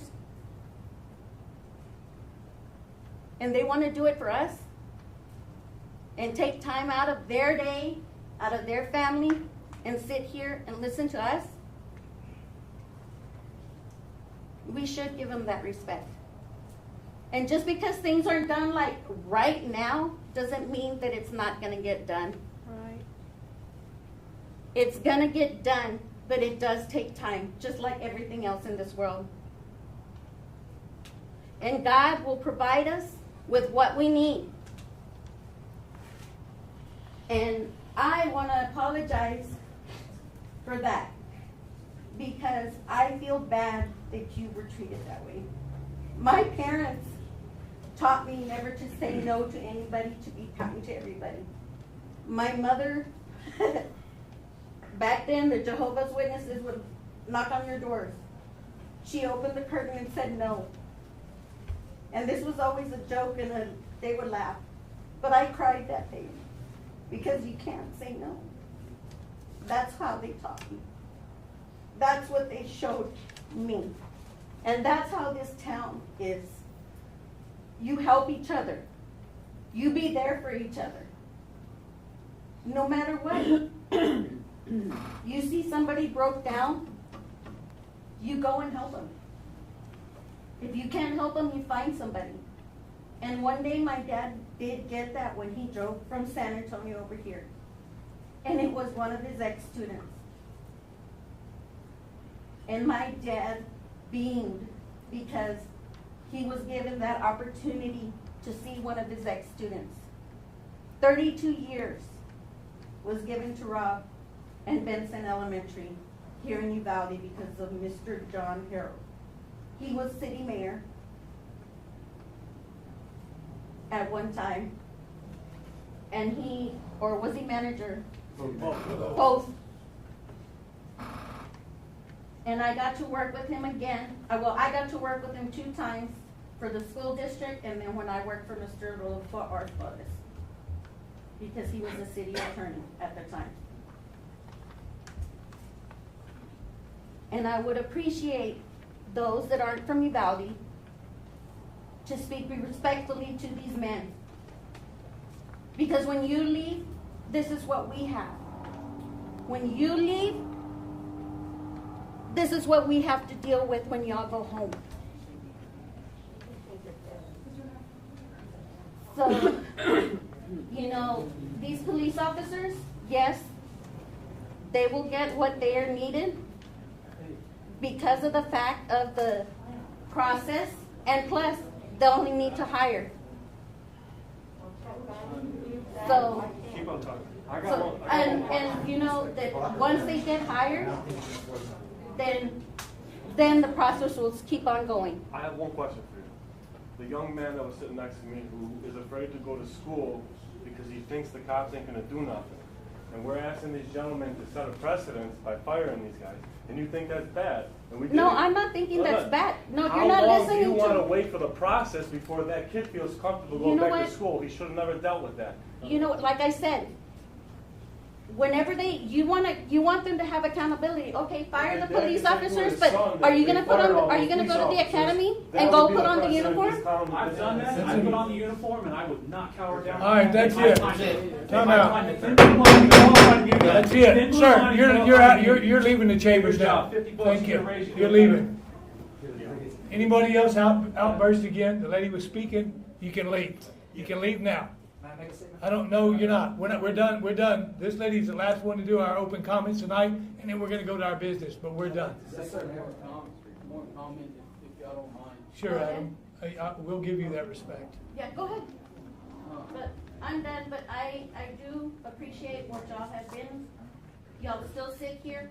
Y'all still are going through this with all of us from Uvalde. And I understand that other people hurt, other people think that they don't know Uvalde.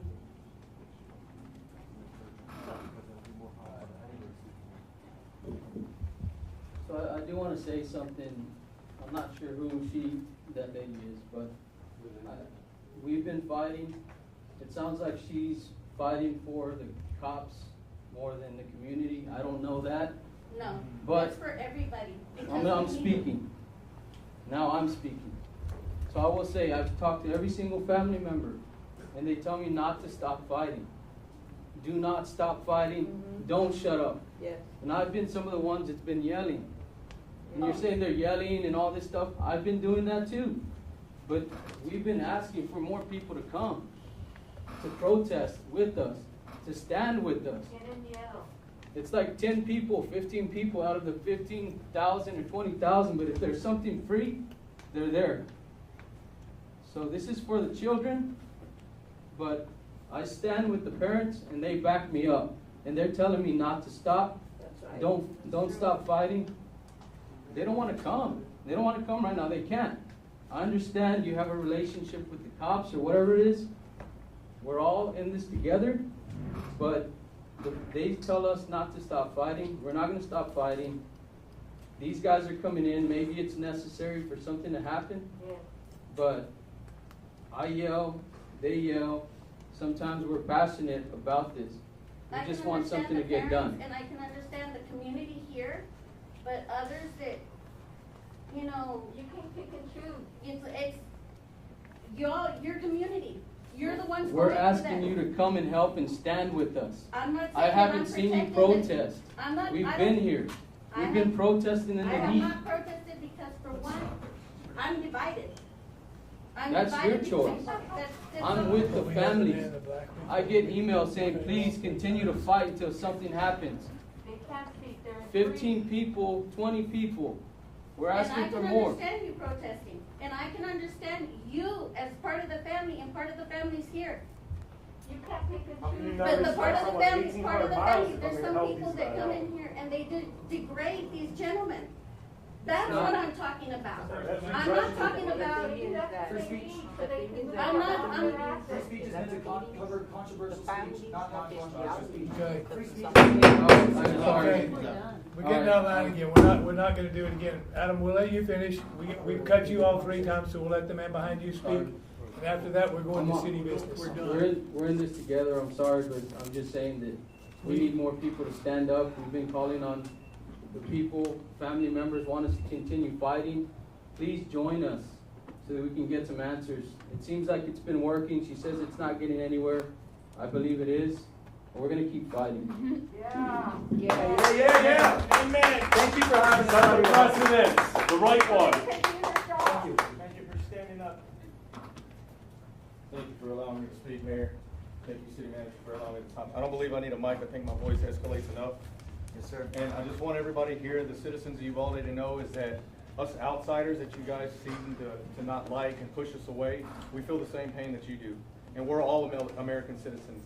And yes, we are divided as a people, not only in Uvalde, but in America as well. And I've tried to push it so many times to wake so many people up, only to be labeled and pushed away and called many derogatory names that you guys wouldn't even think of. Okay? And I understand there's a process with you gentlemen. I do. I truly do. But there needs to be an expedition in that process. And these people need to know that you stand for them and that you're really going to do something for them. And even if that means transparency and allowing them to know step-by-step process and how that's getting done and how you're making movement toward getting that end result. Sometimes the only thing to really keep you bonded are the small things that really matter. And if it means mere communication, then that's what we need to be doing for the people of Uvalde. And the memorials that need to be sitting over there at Town Square, those need to be made out of gold, marble, and any other fine metals that you can think of. And it doesn't need to come out of these people's pockets. Yeah. In my opinion, it needs to come out of 376 officers' pockets. That's what I think. Neither one of those officers need to be paid. And that gentleman right there is a direct reflection just earlier of how the leadership acts in this community for the PD. Shame on him. And also the lady that spoke over here earlier about the DPS harassing your citizens, I got video footage of that. And if you'd like that, city manager, I'd be more than happy to give that to you. The last time I was out here, DPS followed me, wrote down my vehicle number, wrote down my identity, followed me to the Billy Bob's, sat there while I had lunch, and then literally stood up and wrote all my vehicle information around and followed me for the rest of town. And that was right after our communication. So your DPS is doing stuff out here to these people. And you want to talk about creating disdain between the community and people? It may not be your officer, but it was that gentleman earlier. But it is also the state PD here. And who has control of that? Yeah. Who has the communication between their leadership to make that change and make sure that they're not doing the same thing and creating more divide amongst the people? That's right. But people sit here and talk about officer safety, officer safety, officer safety. The thin blue line, that thing that gentleman wears on his mask and it desecrates my American flag that I lost brothers for. And a lot of us veterans here fought for and lost brothers for. And he has the audacity to walk around like that. Shame. It's not protecting the There right needs to be response. change. And I understand that you gentlemen are making change, but it needs to be expedited, and these people need to be in that process, even if it means being in the know. I think you owe them that, and I think that's fair. But I do stand for people of Uvalde, and I do feel your pain. Whether you think I don't or I do, I promise you. And I would stand in front of you before any of these officers would ever even give their own lives to protect you. I'd give my own for you. I promise you that. For all of you. Thank you. Thank you, City Manager. Thank you, Mayor. May I make a comment? Yes, sir.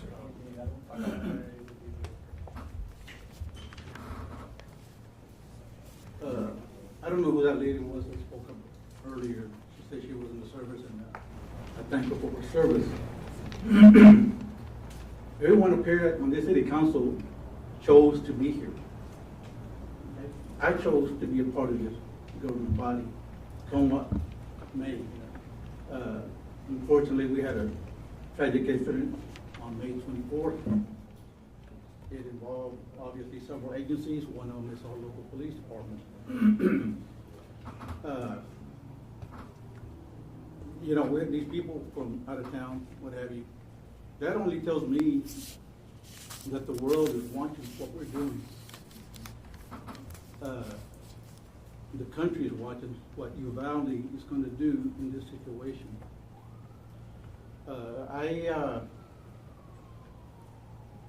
was listening to some of the comments. Culture change? Absolutely. We need to have a change within our local government, and I'm talking about the departments within the police agencies in Uvalde. There needs to be a change. It ain't business as usual anymore. It can't be. We can't afford it. Our children, our families, our community cannot afford business as usual. There needs to be change, and there will be change, and it is going to take some time. We need to navigate through this process. We need to know where we failed, and it's pretty obvious to say, well, they didn't do anything. Well, my question is, why not? Why didn't you act? You know, we see the video, it's pretty obvious, but you know, it goes a little bit deeper than that. There's leadership involved, and those leaders need to be held accountable for their subordinates. Because a subordinate is going to follow the leader. That's the way it works. You know, and so if they see a leader that's not moving, that's not making a decision, very few followers will actually step up. But there needs to be change. I appreciate all the comments that were made here tonight, whether you're from Uvalde or not, but that just only tells me that the world is watching to see what Uvalde is going to do. This is a situation that's affected not only our community, but our country, our state.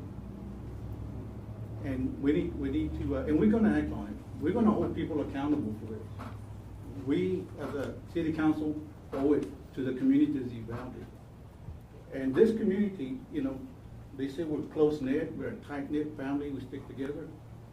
We're all. The only people I see here are the victim's family. They need support.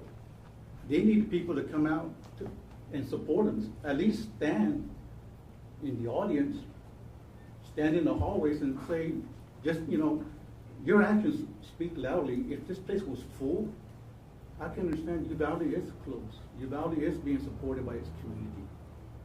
But who's here? The victims. And I feel for them. I really do. But we're gonna get past this. This will pass. And I believe that decisions, the right decisions are gonna be made. But we just let the process take its course, and then we'll see how everything turns out, and we hope that everything is for the better for Uvalde, because our city deserves it, our community deserves nothing but the best. Thank you. Thank you, Mayor. Thank you. Item 5, consent agenda, 5A, B, and C. Consider and act on the minutes of the July 26, 2022 regular city council meeting. Consider payment of bills over $5,000 from July 22nd, 22 through August 5th, 2022. And 5C, consider request from IT department to decommission outdated hardware. I make a motion to approve consent agenda as presented. Second. Motion made by Councilman Levno, seconded by Councilman Balky. I'll abstain on 5A. All those in favor? Aye. Motion carries. Item 6, report 6A, report Councilman Steve Balky to provide an update on the budget process for fiscal year 2022-2023. We met yesterday. In our agenda packet, you will, we've established our revenues and also established expenses. Not every department got everything they wanted. It was just more money than we can generate. So we hit the most important ones. I think the real key is that, and we'll discuss it tonight, we have lowered our tax rate. Our current effective tax rate is 66.55. We're proposing to lower it to 61.7, which is about 4.85, or percentage-wise, a little over 7%. We're going to lower our tax rate. Does that mean you're going to get a lower tax bill? This is just what will go against your valuation. But we've come down every year on our tax rate, and we're doing it again this year. That's it. Thank you. Thank you. Item 7, matters related to 7A, consider resolution proposing a property tax rate for year 2022-23, set a public hearing on such proposed tax rate, setting a public hearing on the proposed year 2022-2023 budget, and setting a public hearing for citizens' input on projects to be considered for the fiscal year 2022-2023 budget. Public hearing will be held August the 23rd, 2022. And we'll have a roll call vote for all those in favor of that. This is the not to exceed tax. Not to exceed. Yeah. It won't go beyond that. It could still possibly go lower. Okay. Councilman Balky is saying that quite a few things are not, probably not good, but that's the same. And you'll have a more detailed budget presentation as we finalize that. Okay. So we need to do a roll call vote? Councilman King? Do we need to make a motion or just a roll call vote? You gotta do a motion. Okay, I make a motion to accept 7A. Second. Motion made by me, seconded by Councilman King. We'll do a roll call vote now. Councilman King? Aye. Councilman Luevano? Aye. Mayor, aye. Councilman Zamora? Aye. Councilman Balky stepped out, but we can. But we have a quorum, so we're good. 7A passes. Item 8. 8A, consider the request for a special use permit for an accessory dwelling. The property is located in NCB 264, Leona Acres subdivision, Block 1, Lot 14, City of Uvalde, Uvalde County, Texas. This is an accessory dwelling unit, which we commonly call a granny flat, and this one actually is going to be for a granny to move into. We sent out 11 letters to the neighborhood. All 11 were signed for. We got one response back from the letters in approval. And we had one of the community come and speak in approval for this case. It passed unanimously by the planning and zoning commission. Okay. So we'll open a public hearing at 7:52.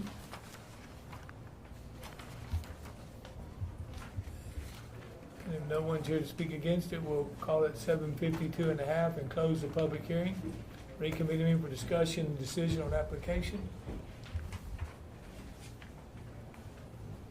Motion to approve item 8A. I second. Motion made by Councilman King, seconded by Councilman Zamora. All those in favor? Aye. Motion carries. Item 8B, consider the request of the City of Uvalde applicant to amend Title 17 zoning of the Uvalde Code of Ordinance regarding definition of owner-occupied property and recreational vehicles, City of Uvalde, Uvalde County, Texas. Staff comment?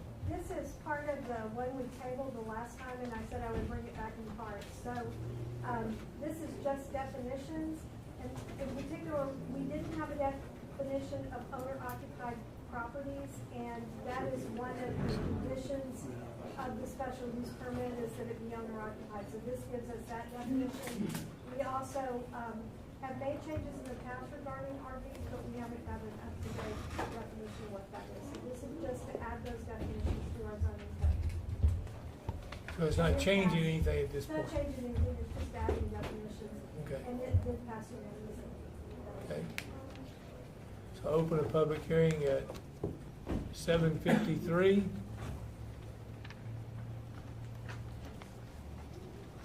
Nobody speak, we'll close the public hearing at 7:53 and a half. So we'll reconvene meeting for discussion and decision on application.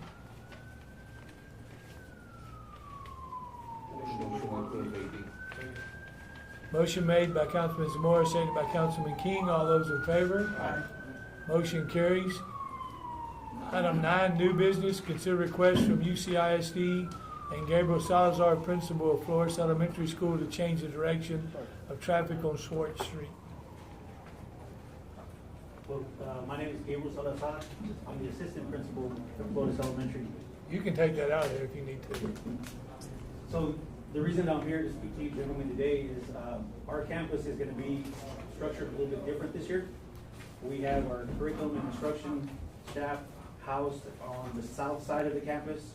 We're going to have our teachers and students, housed on the north side of the campus. We're going to have our teachers and students housed on the south side of the campus. Currently, right now, Swartz Street runs one way from east to west. Normal school year, that is not a problem because we were dropping off and picking up only one grade level there. And we were able to have traffic cleared within 10 minutes. Right after school, 10 to 15 minutes, and there is no more backup traffic. The issue with it last year, of course, the backup traffic was on Getty Street. This school year, we're gonna have 2 grade levels there. If we have that Swartz Street in the same direction, backup traffic is gonna be on Getty Street, but we're gonna have 5th and 6th grade parents picking up and dropping off their kiddos. So we're requesting that we change the direction so that way it runs from west to east. And so that way the backup traffic, because there is gonna be backup traffic, I'm not gonna lie, it's gonna happen, but it'll at least be on High Street instead of on Getty Street. And we've already come up with a plan. Mr. Brian Pettis is the campus principal. We've been meeting in regards to how we're gonna make it work for our kiddos this year. We've already come up with a plan. We've said that we're gonna make that a double lane where he and I will be out there. We're going to be directing the traffic, 5th grade on one side, 6th grade on the other side, and then just have them exit onto Getty Street. So the request that we're having is that you change the direction from east to west to east. Certain times of the day or full time? If you'll leave it the way it is, certain times of the day. So I think it runs from maybe 7 to 9, Yeah. and then again it runs from maybe 2:30 to 4. Okay. And then I think you recommended that we do a right turn on Getty. At Getty Street, there would be on Schwartz, which is the south side of the school, that it would be a right turn only because it's so close to the intersection, the light intersection, that it's going to take a long time to get into that. to Okay. terminate. During those hours only. Okay, so do we need to add that to it? So I'll make a motion to change the direction of the street with the right turn only. During those. During those those, drop-off during and the pick-up hours, times the only. street will be one way. Motion made by me, second by Councilman King. All those in favor? Aye. Motion carries. Thank you. 9, thank you, appreciate it. 9B, consider request from IT Department to proceed with the lease agreement for a printer for the Public Works Department. Good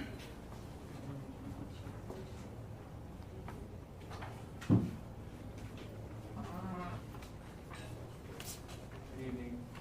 This is another lease agreement that I'm asking that you guys consider and approve.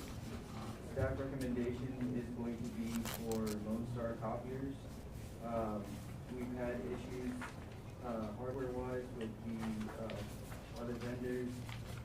We've had supply issues. One of the main advantages of going with Lone Star copiers, is also the preventative maintenance that they perform on a monthly basis, which of course prevents any issues from happening, before they actually happen, unless it's a total breakdown. But in those instances, we've had where they actually will bring out another device and swap it in, so we're not at a loss or disruption of service.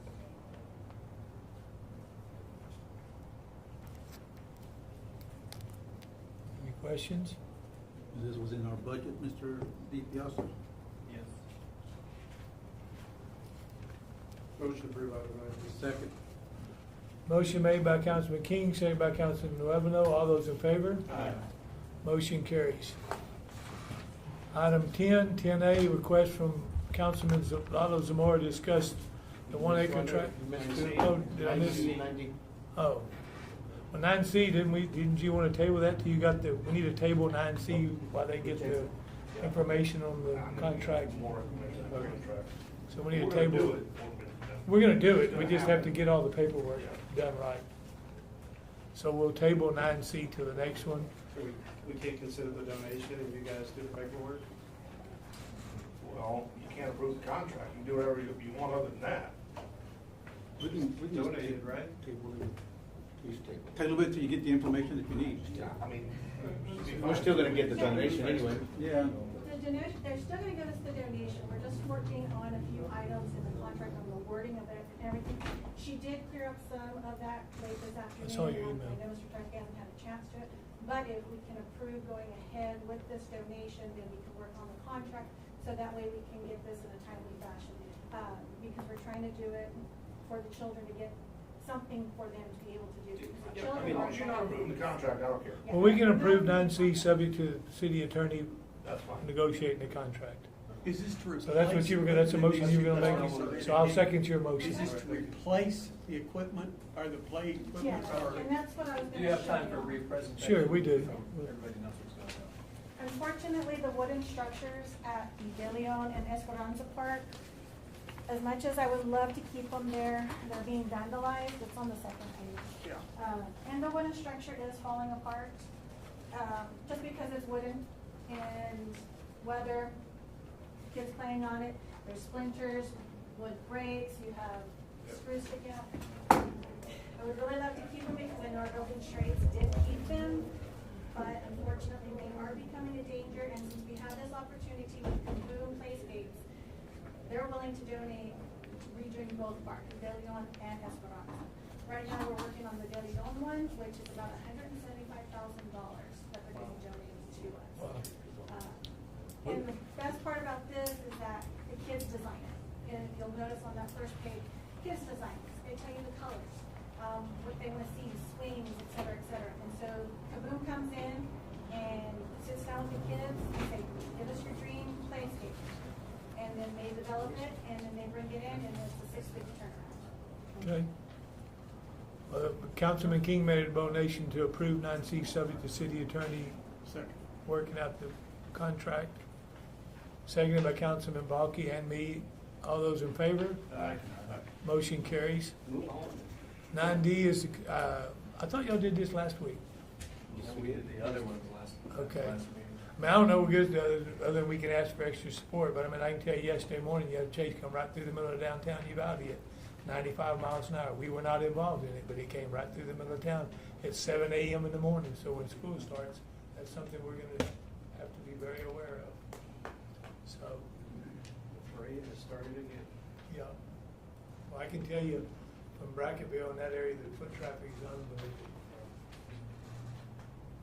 So, I'll read it again, motion. I'll second you. motion made by Councilman Balky, seconded by Councilman King. All those in favor? Item 10, discussion. 10A, request from Councilman Lalo Zamora, discuss the 1 acre tract land donation of city property of Community Health Development Incorporated. Property is located adjacent to the VF Corp site. Thank you, Mayor. Last council meeting, we had the donation for the community health. They wanted to see if we could donate them that acre or 1 acre. It was brought up to us that Mr. Gonzalez, Andy, had already approached the city that they were interested in buying it. So I talked to Mr. Gonzalez. I told him, hey, let's come back to the city council, give us more information on what you're gonna do, and let's see what we can do to work with you.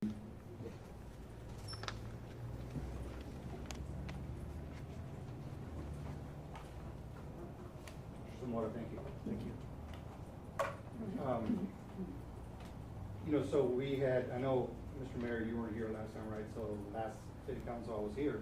And, you know, the request was from CHDI or Community Health Development for that property, right? But we had asked about inquiring the property probably 2 months prior to their request, right? So, you know, we, and the city council also, we're here because, you know, we want to purchase, we acquired about purchasing property, right, to pay taxes, right, for the city, right? It'll turn around and you see the rate. So, you know, what we plan, you know, we have a business venture that we have that we will, you know, we employ people, right? We would like to expand, right, and have that property, or purchase the property, not have it, sorry, excuse me. So, I mean, I understand that the, you know, community health development asked for it, right, to give, and they're gonna create a daycare for their employees, right, not really helping the community, just for their employees. You know, but in that request, you know, I don't know, what are they gonna do? You know, do they have a building plan? You know, is there a time limit, and do they have a budget, right? Because, I mean, you're talking about property that taxes could be received, you know, to the city, right? So, you know, we're willing to purchase it. I mean, this is really the request and why we're here. I think, well, I had to meet and meeting with Judge Rubio tonight. I talked to her this afternoon. Yeah, one of the questions Mr. Gonzalez was asking me is, do they have the funds to build it? We were hoping she'd be here to answer them. She does. They've already been given. They already given the grant. Mike, and she was gonna build a daycare. There's a daycare right next to her on the other side of the street. Why don't they use that daycare and pay them? Why should we give them that land? That's the other question. Why can't they just contract with that daycare? It's already there, it's functioning, it's working, you know, why build a new one? They just contract with them, and that should be better for them versus us giving them a property. The other question I have for my other was, is it gonna take you 2 or 3 years to build it? What happens if it changes? We donated you the land, in 2 or 3 years you don't do nothing, are you gonna sell it to somebody else? Are you gonna sell it to Mr. Gonzalez now? It belongs to the city. Even if we give it to her, should we say, you know what, with the condition you don't sell it, you give it back to us, if you don't do nothing in 4 or 5 years? I mean, that's only logical questions that we can ask. And I mean, I think that the questions you're asking are valid, and maybe we need to table this out until Lemela come and let the Gonzalez's come back and we can answer the questions that you're asking. I mean, I think that's a fair assessment there. Can we outright sell, or do we have to put it up for bids? You can give it, but you have to bid it. Right. You give it to them, but my suggestion is this: you're going to do something with this property theoretically, right? Whether you give it away or whether you sell it. Well, now you're we're going to do something with it, yes. all right? My suggestion is get it surveyed. Yes. Now you're going to have to do that before you do anything anyway. So let's just get it surveyed. And you probably ought to get it appraised as well, because you gotta put Appraisal's in the works. Okay, awesome. I'm assuming we're getting a survey as well. That was one of the industrial park, but I can add that one to the list. So, I think all they're asking for, talking to Andy, is just a fair shake.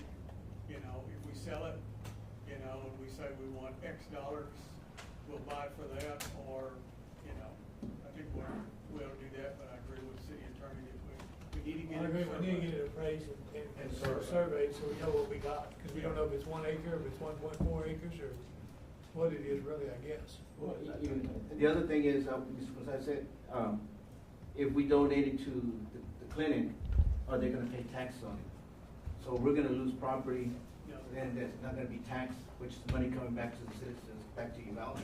Mr. Gonzalez, if he buys it outright or bids on it, he's gonna have to pay tax on it. And probably be a business tax. I think he's gonna expand his business. I hope so. That'll be more tax money for the citizens of Uvalde. I mean, we need to really look at it and see what's gonna benefit the citizens of Uvalde better. You wanna come back again? This was just discussion anyway. It was just discussion. So, yeah, so I mean, let's, I Probably mean, be a good I don't think we time. do anything till we get the appraisal Yeah, and the probably be survey. a good time when we get the appraisal results. Yeah, because I think we'll be right back where we are until we get that. We have one more to speak on this? Yeah. Yes. Thank you. Thank you. Good evening, Council, and whatever you do, don't defund the police. We're not Seattle, we're not Chicago, Illinois, but Tennessee.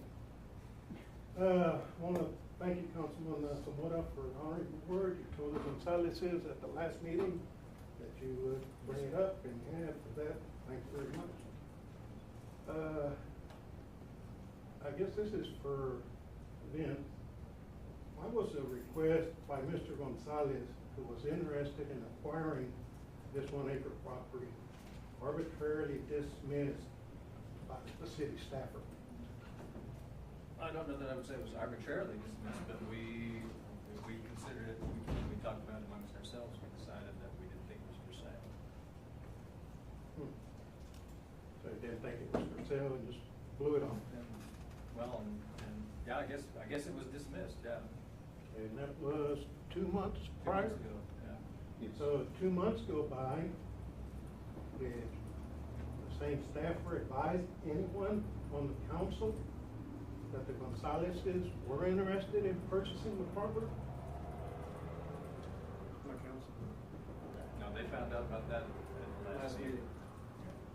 I know that my professional job, if I didn't let my bosses know what the heck was going on, I'd be in a world of trouble. Also, I had staff meetings with my personnel. And if they didn't bring their subjects up or their matter, there would be a problem there. So, how often does this happen, or is it going to continue to happen? We just let it go unsaid, undone? These council members are looking bad because some staffer didn't bring it up. Do you have staff meetings? Yes, we do. This would be my responsibility, yes. I know it is because you're in charge, but is the staffer not obligated to communicate with you?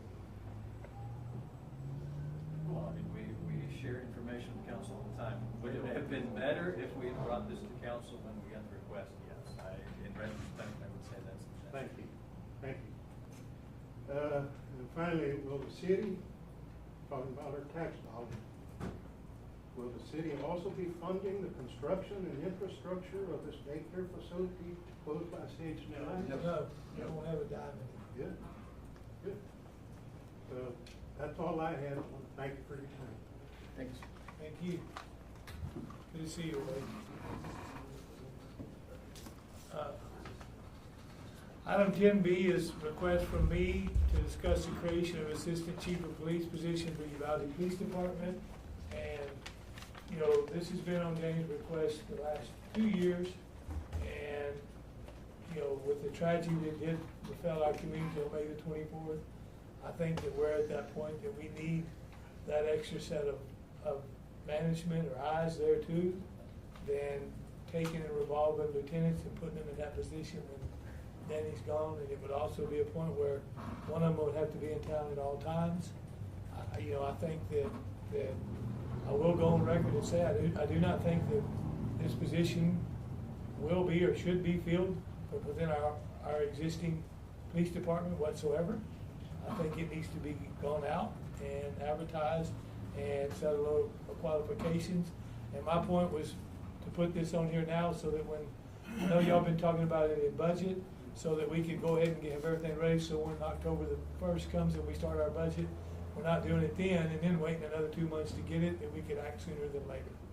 I believe we, in the finance committee on Tuesday, we discussed it and we've actually put it into the We budget. can put it in the budget. It's part of the budget. In the new budget. Sure. So I mean, that's all I think. I think it's, To fund the position.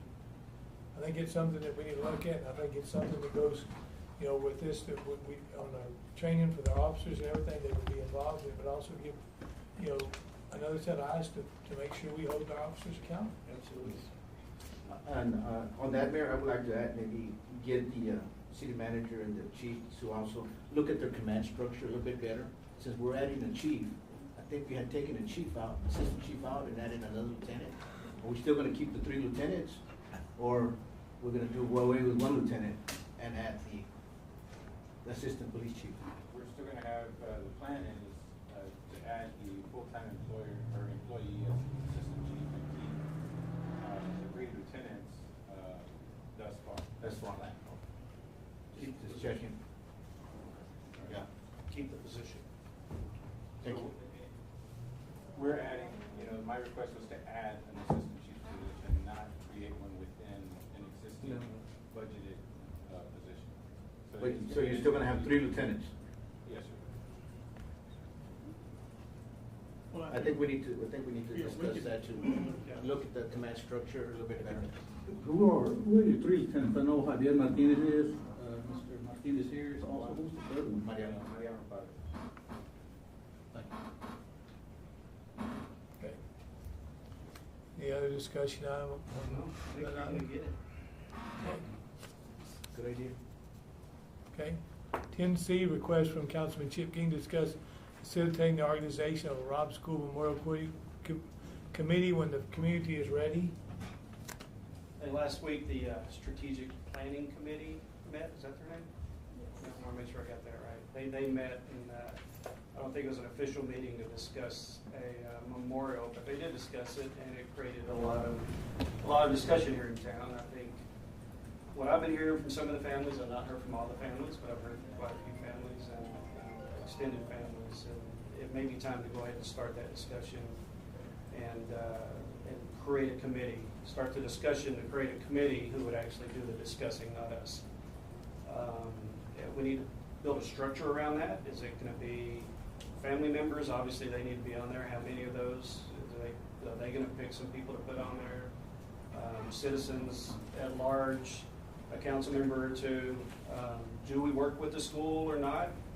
I mean, it's pretty obvious. If the school's going to do something, I'm sure they're going to do their own, or do we need to work together? Robb schools probably be off limits for many, many, many years. If you really think about it, I mean, everybody talks about it being torn down. I can't imagine it's going to be torn down anytime soon.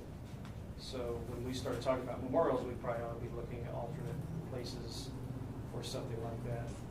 But I guess we need input and start the discussions. Maybe city staff, I'll work with you, and if some other council members want to work with you, let's start building a structure around a committee, and let's get a committee formed up in the next 30 days. And I agree with you, but I think first and foremost, we need to have to Sarissa, the ones that talk to the families on a regular basis, because y'all need to have a tremendous say. That's what I meant. City staff would have to talk to them. They pick, whoever they want. I mean, this has got to be, I agree with you. We need to be there to be their support and whatever you need, but it needs to be driven by y'all.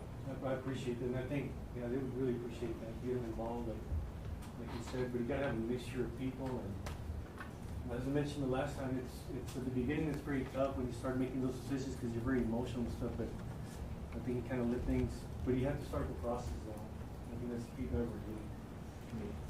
So would you be willing to work with some of the staff and then start building Absolutely, yes, sir. a family group around that? Absolutely. I think you've been at every meeting, you're passionate, and we respect that, and I think you'd be a good one to kind of start working on that. be honored. That's all right. Thank you. Thank you. Any other ideas, discussion? It's a good idea. Let's get it done. Thank you. Chip? Yes, sir. Yeah, I'm in that committee. I'm in that committee, the strategic committee, and, which, we started talking, Suzanne and the rest of the members. Since the media was there, people saw me on TV, right? I've been approached already, several locations, you know, and I have talked to some of the family members, and you're right. Most of them, I have not talked to all of them, but a good portion of them, and they said, you know, Rob is off limits. They don't want nothing there for right now, nothing. I mean, like I said, I've been approached. I do have proposals, locations, and I'll be getting with Susan and everybody on the other committee. Other 5 locations that they have mentioned to me, and I'm pretty sure we'll be getting some more proposals, locations, but just to name a few. I wouldn't put any on it right now. I don't know if I should or not, but I will talk to Susan, and then we can take it from there. Let's let the committee come in and start Yeah, talking. but like I said, I'll be an approach and everything. I think we found another member for the committee. Yeah, Thank you. thank you. Any more items for discussion here? Don't have anything in executive session tonight, so item 12, motion for adjournment. All those in favor? Aye. Motion carries.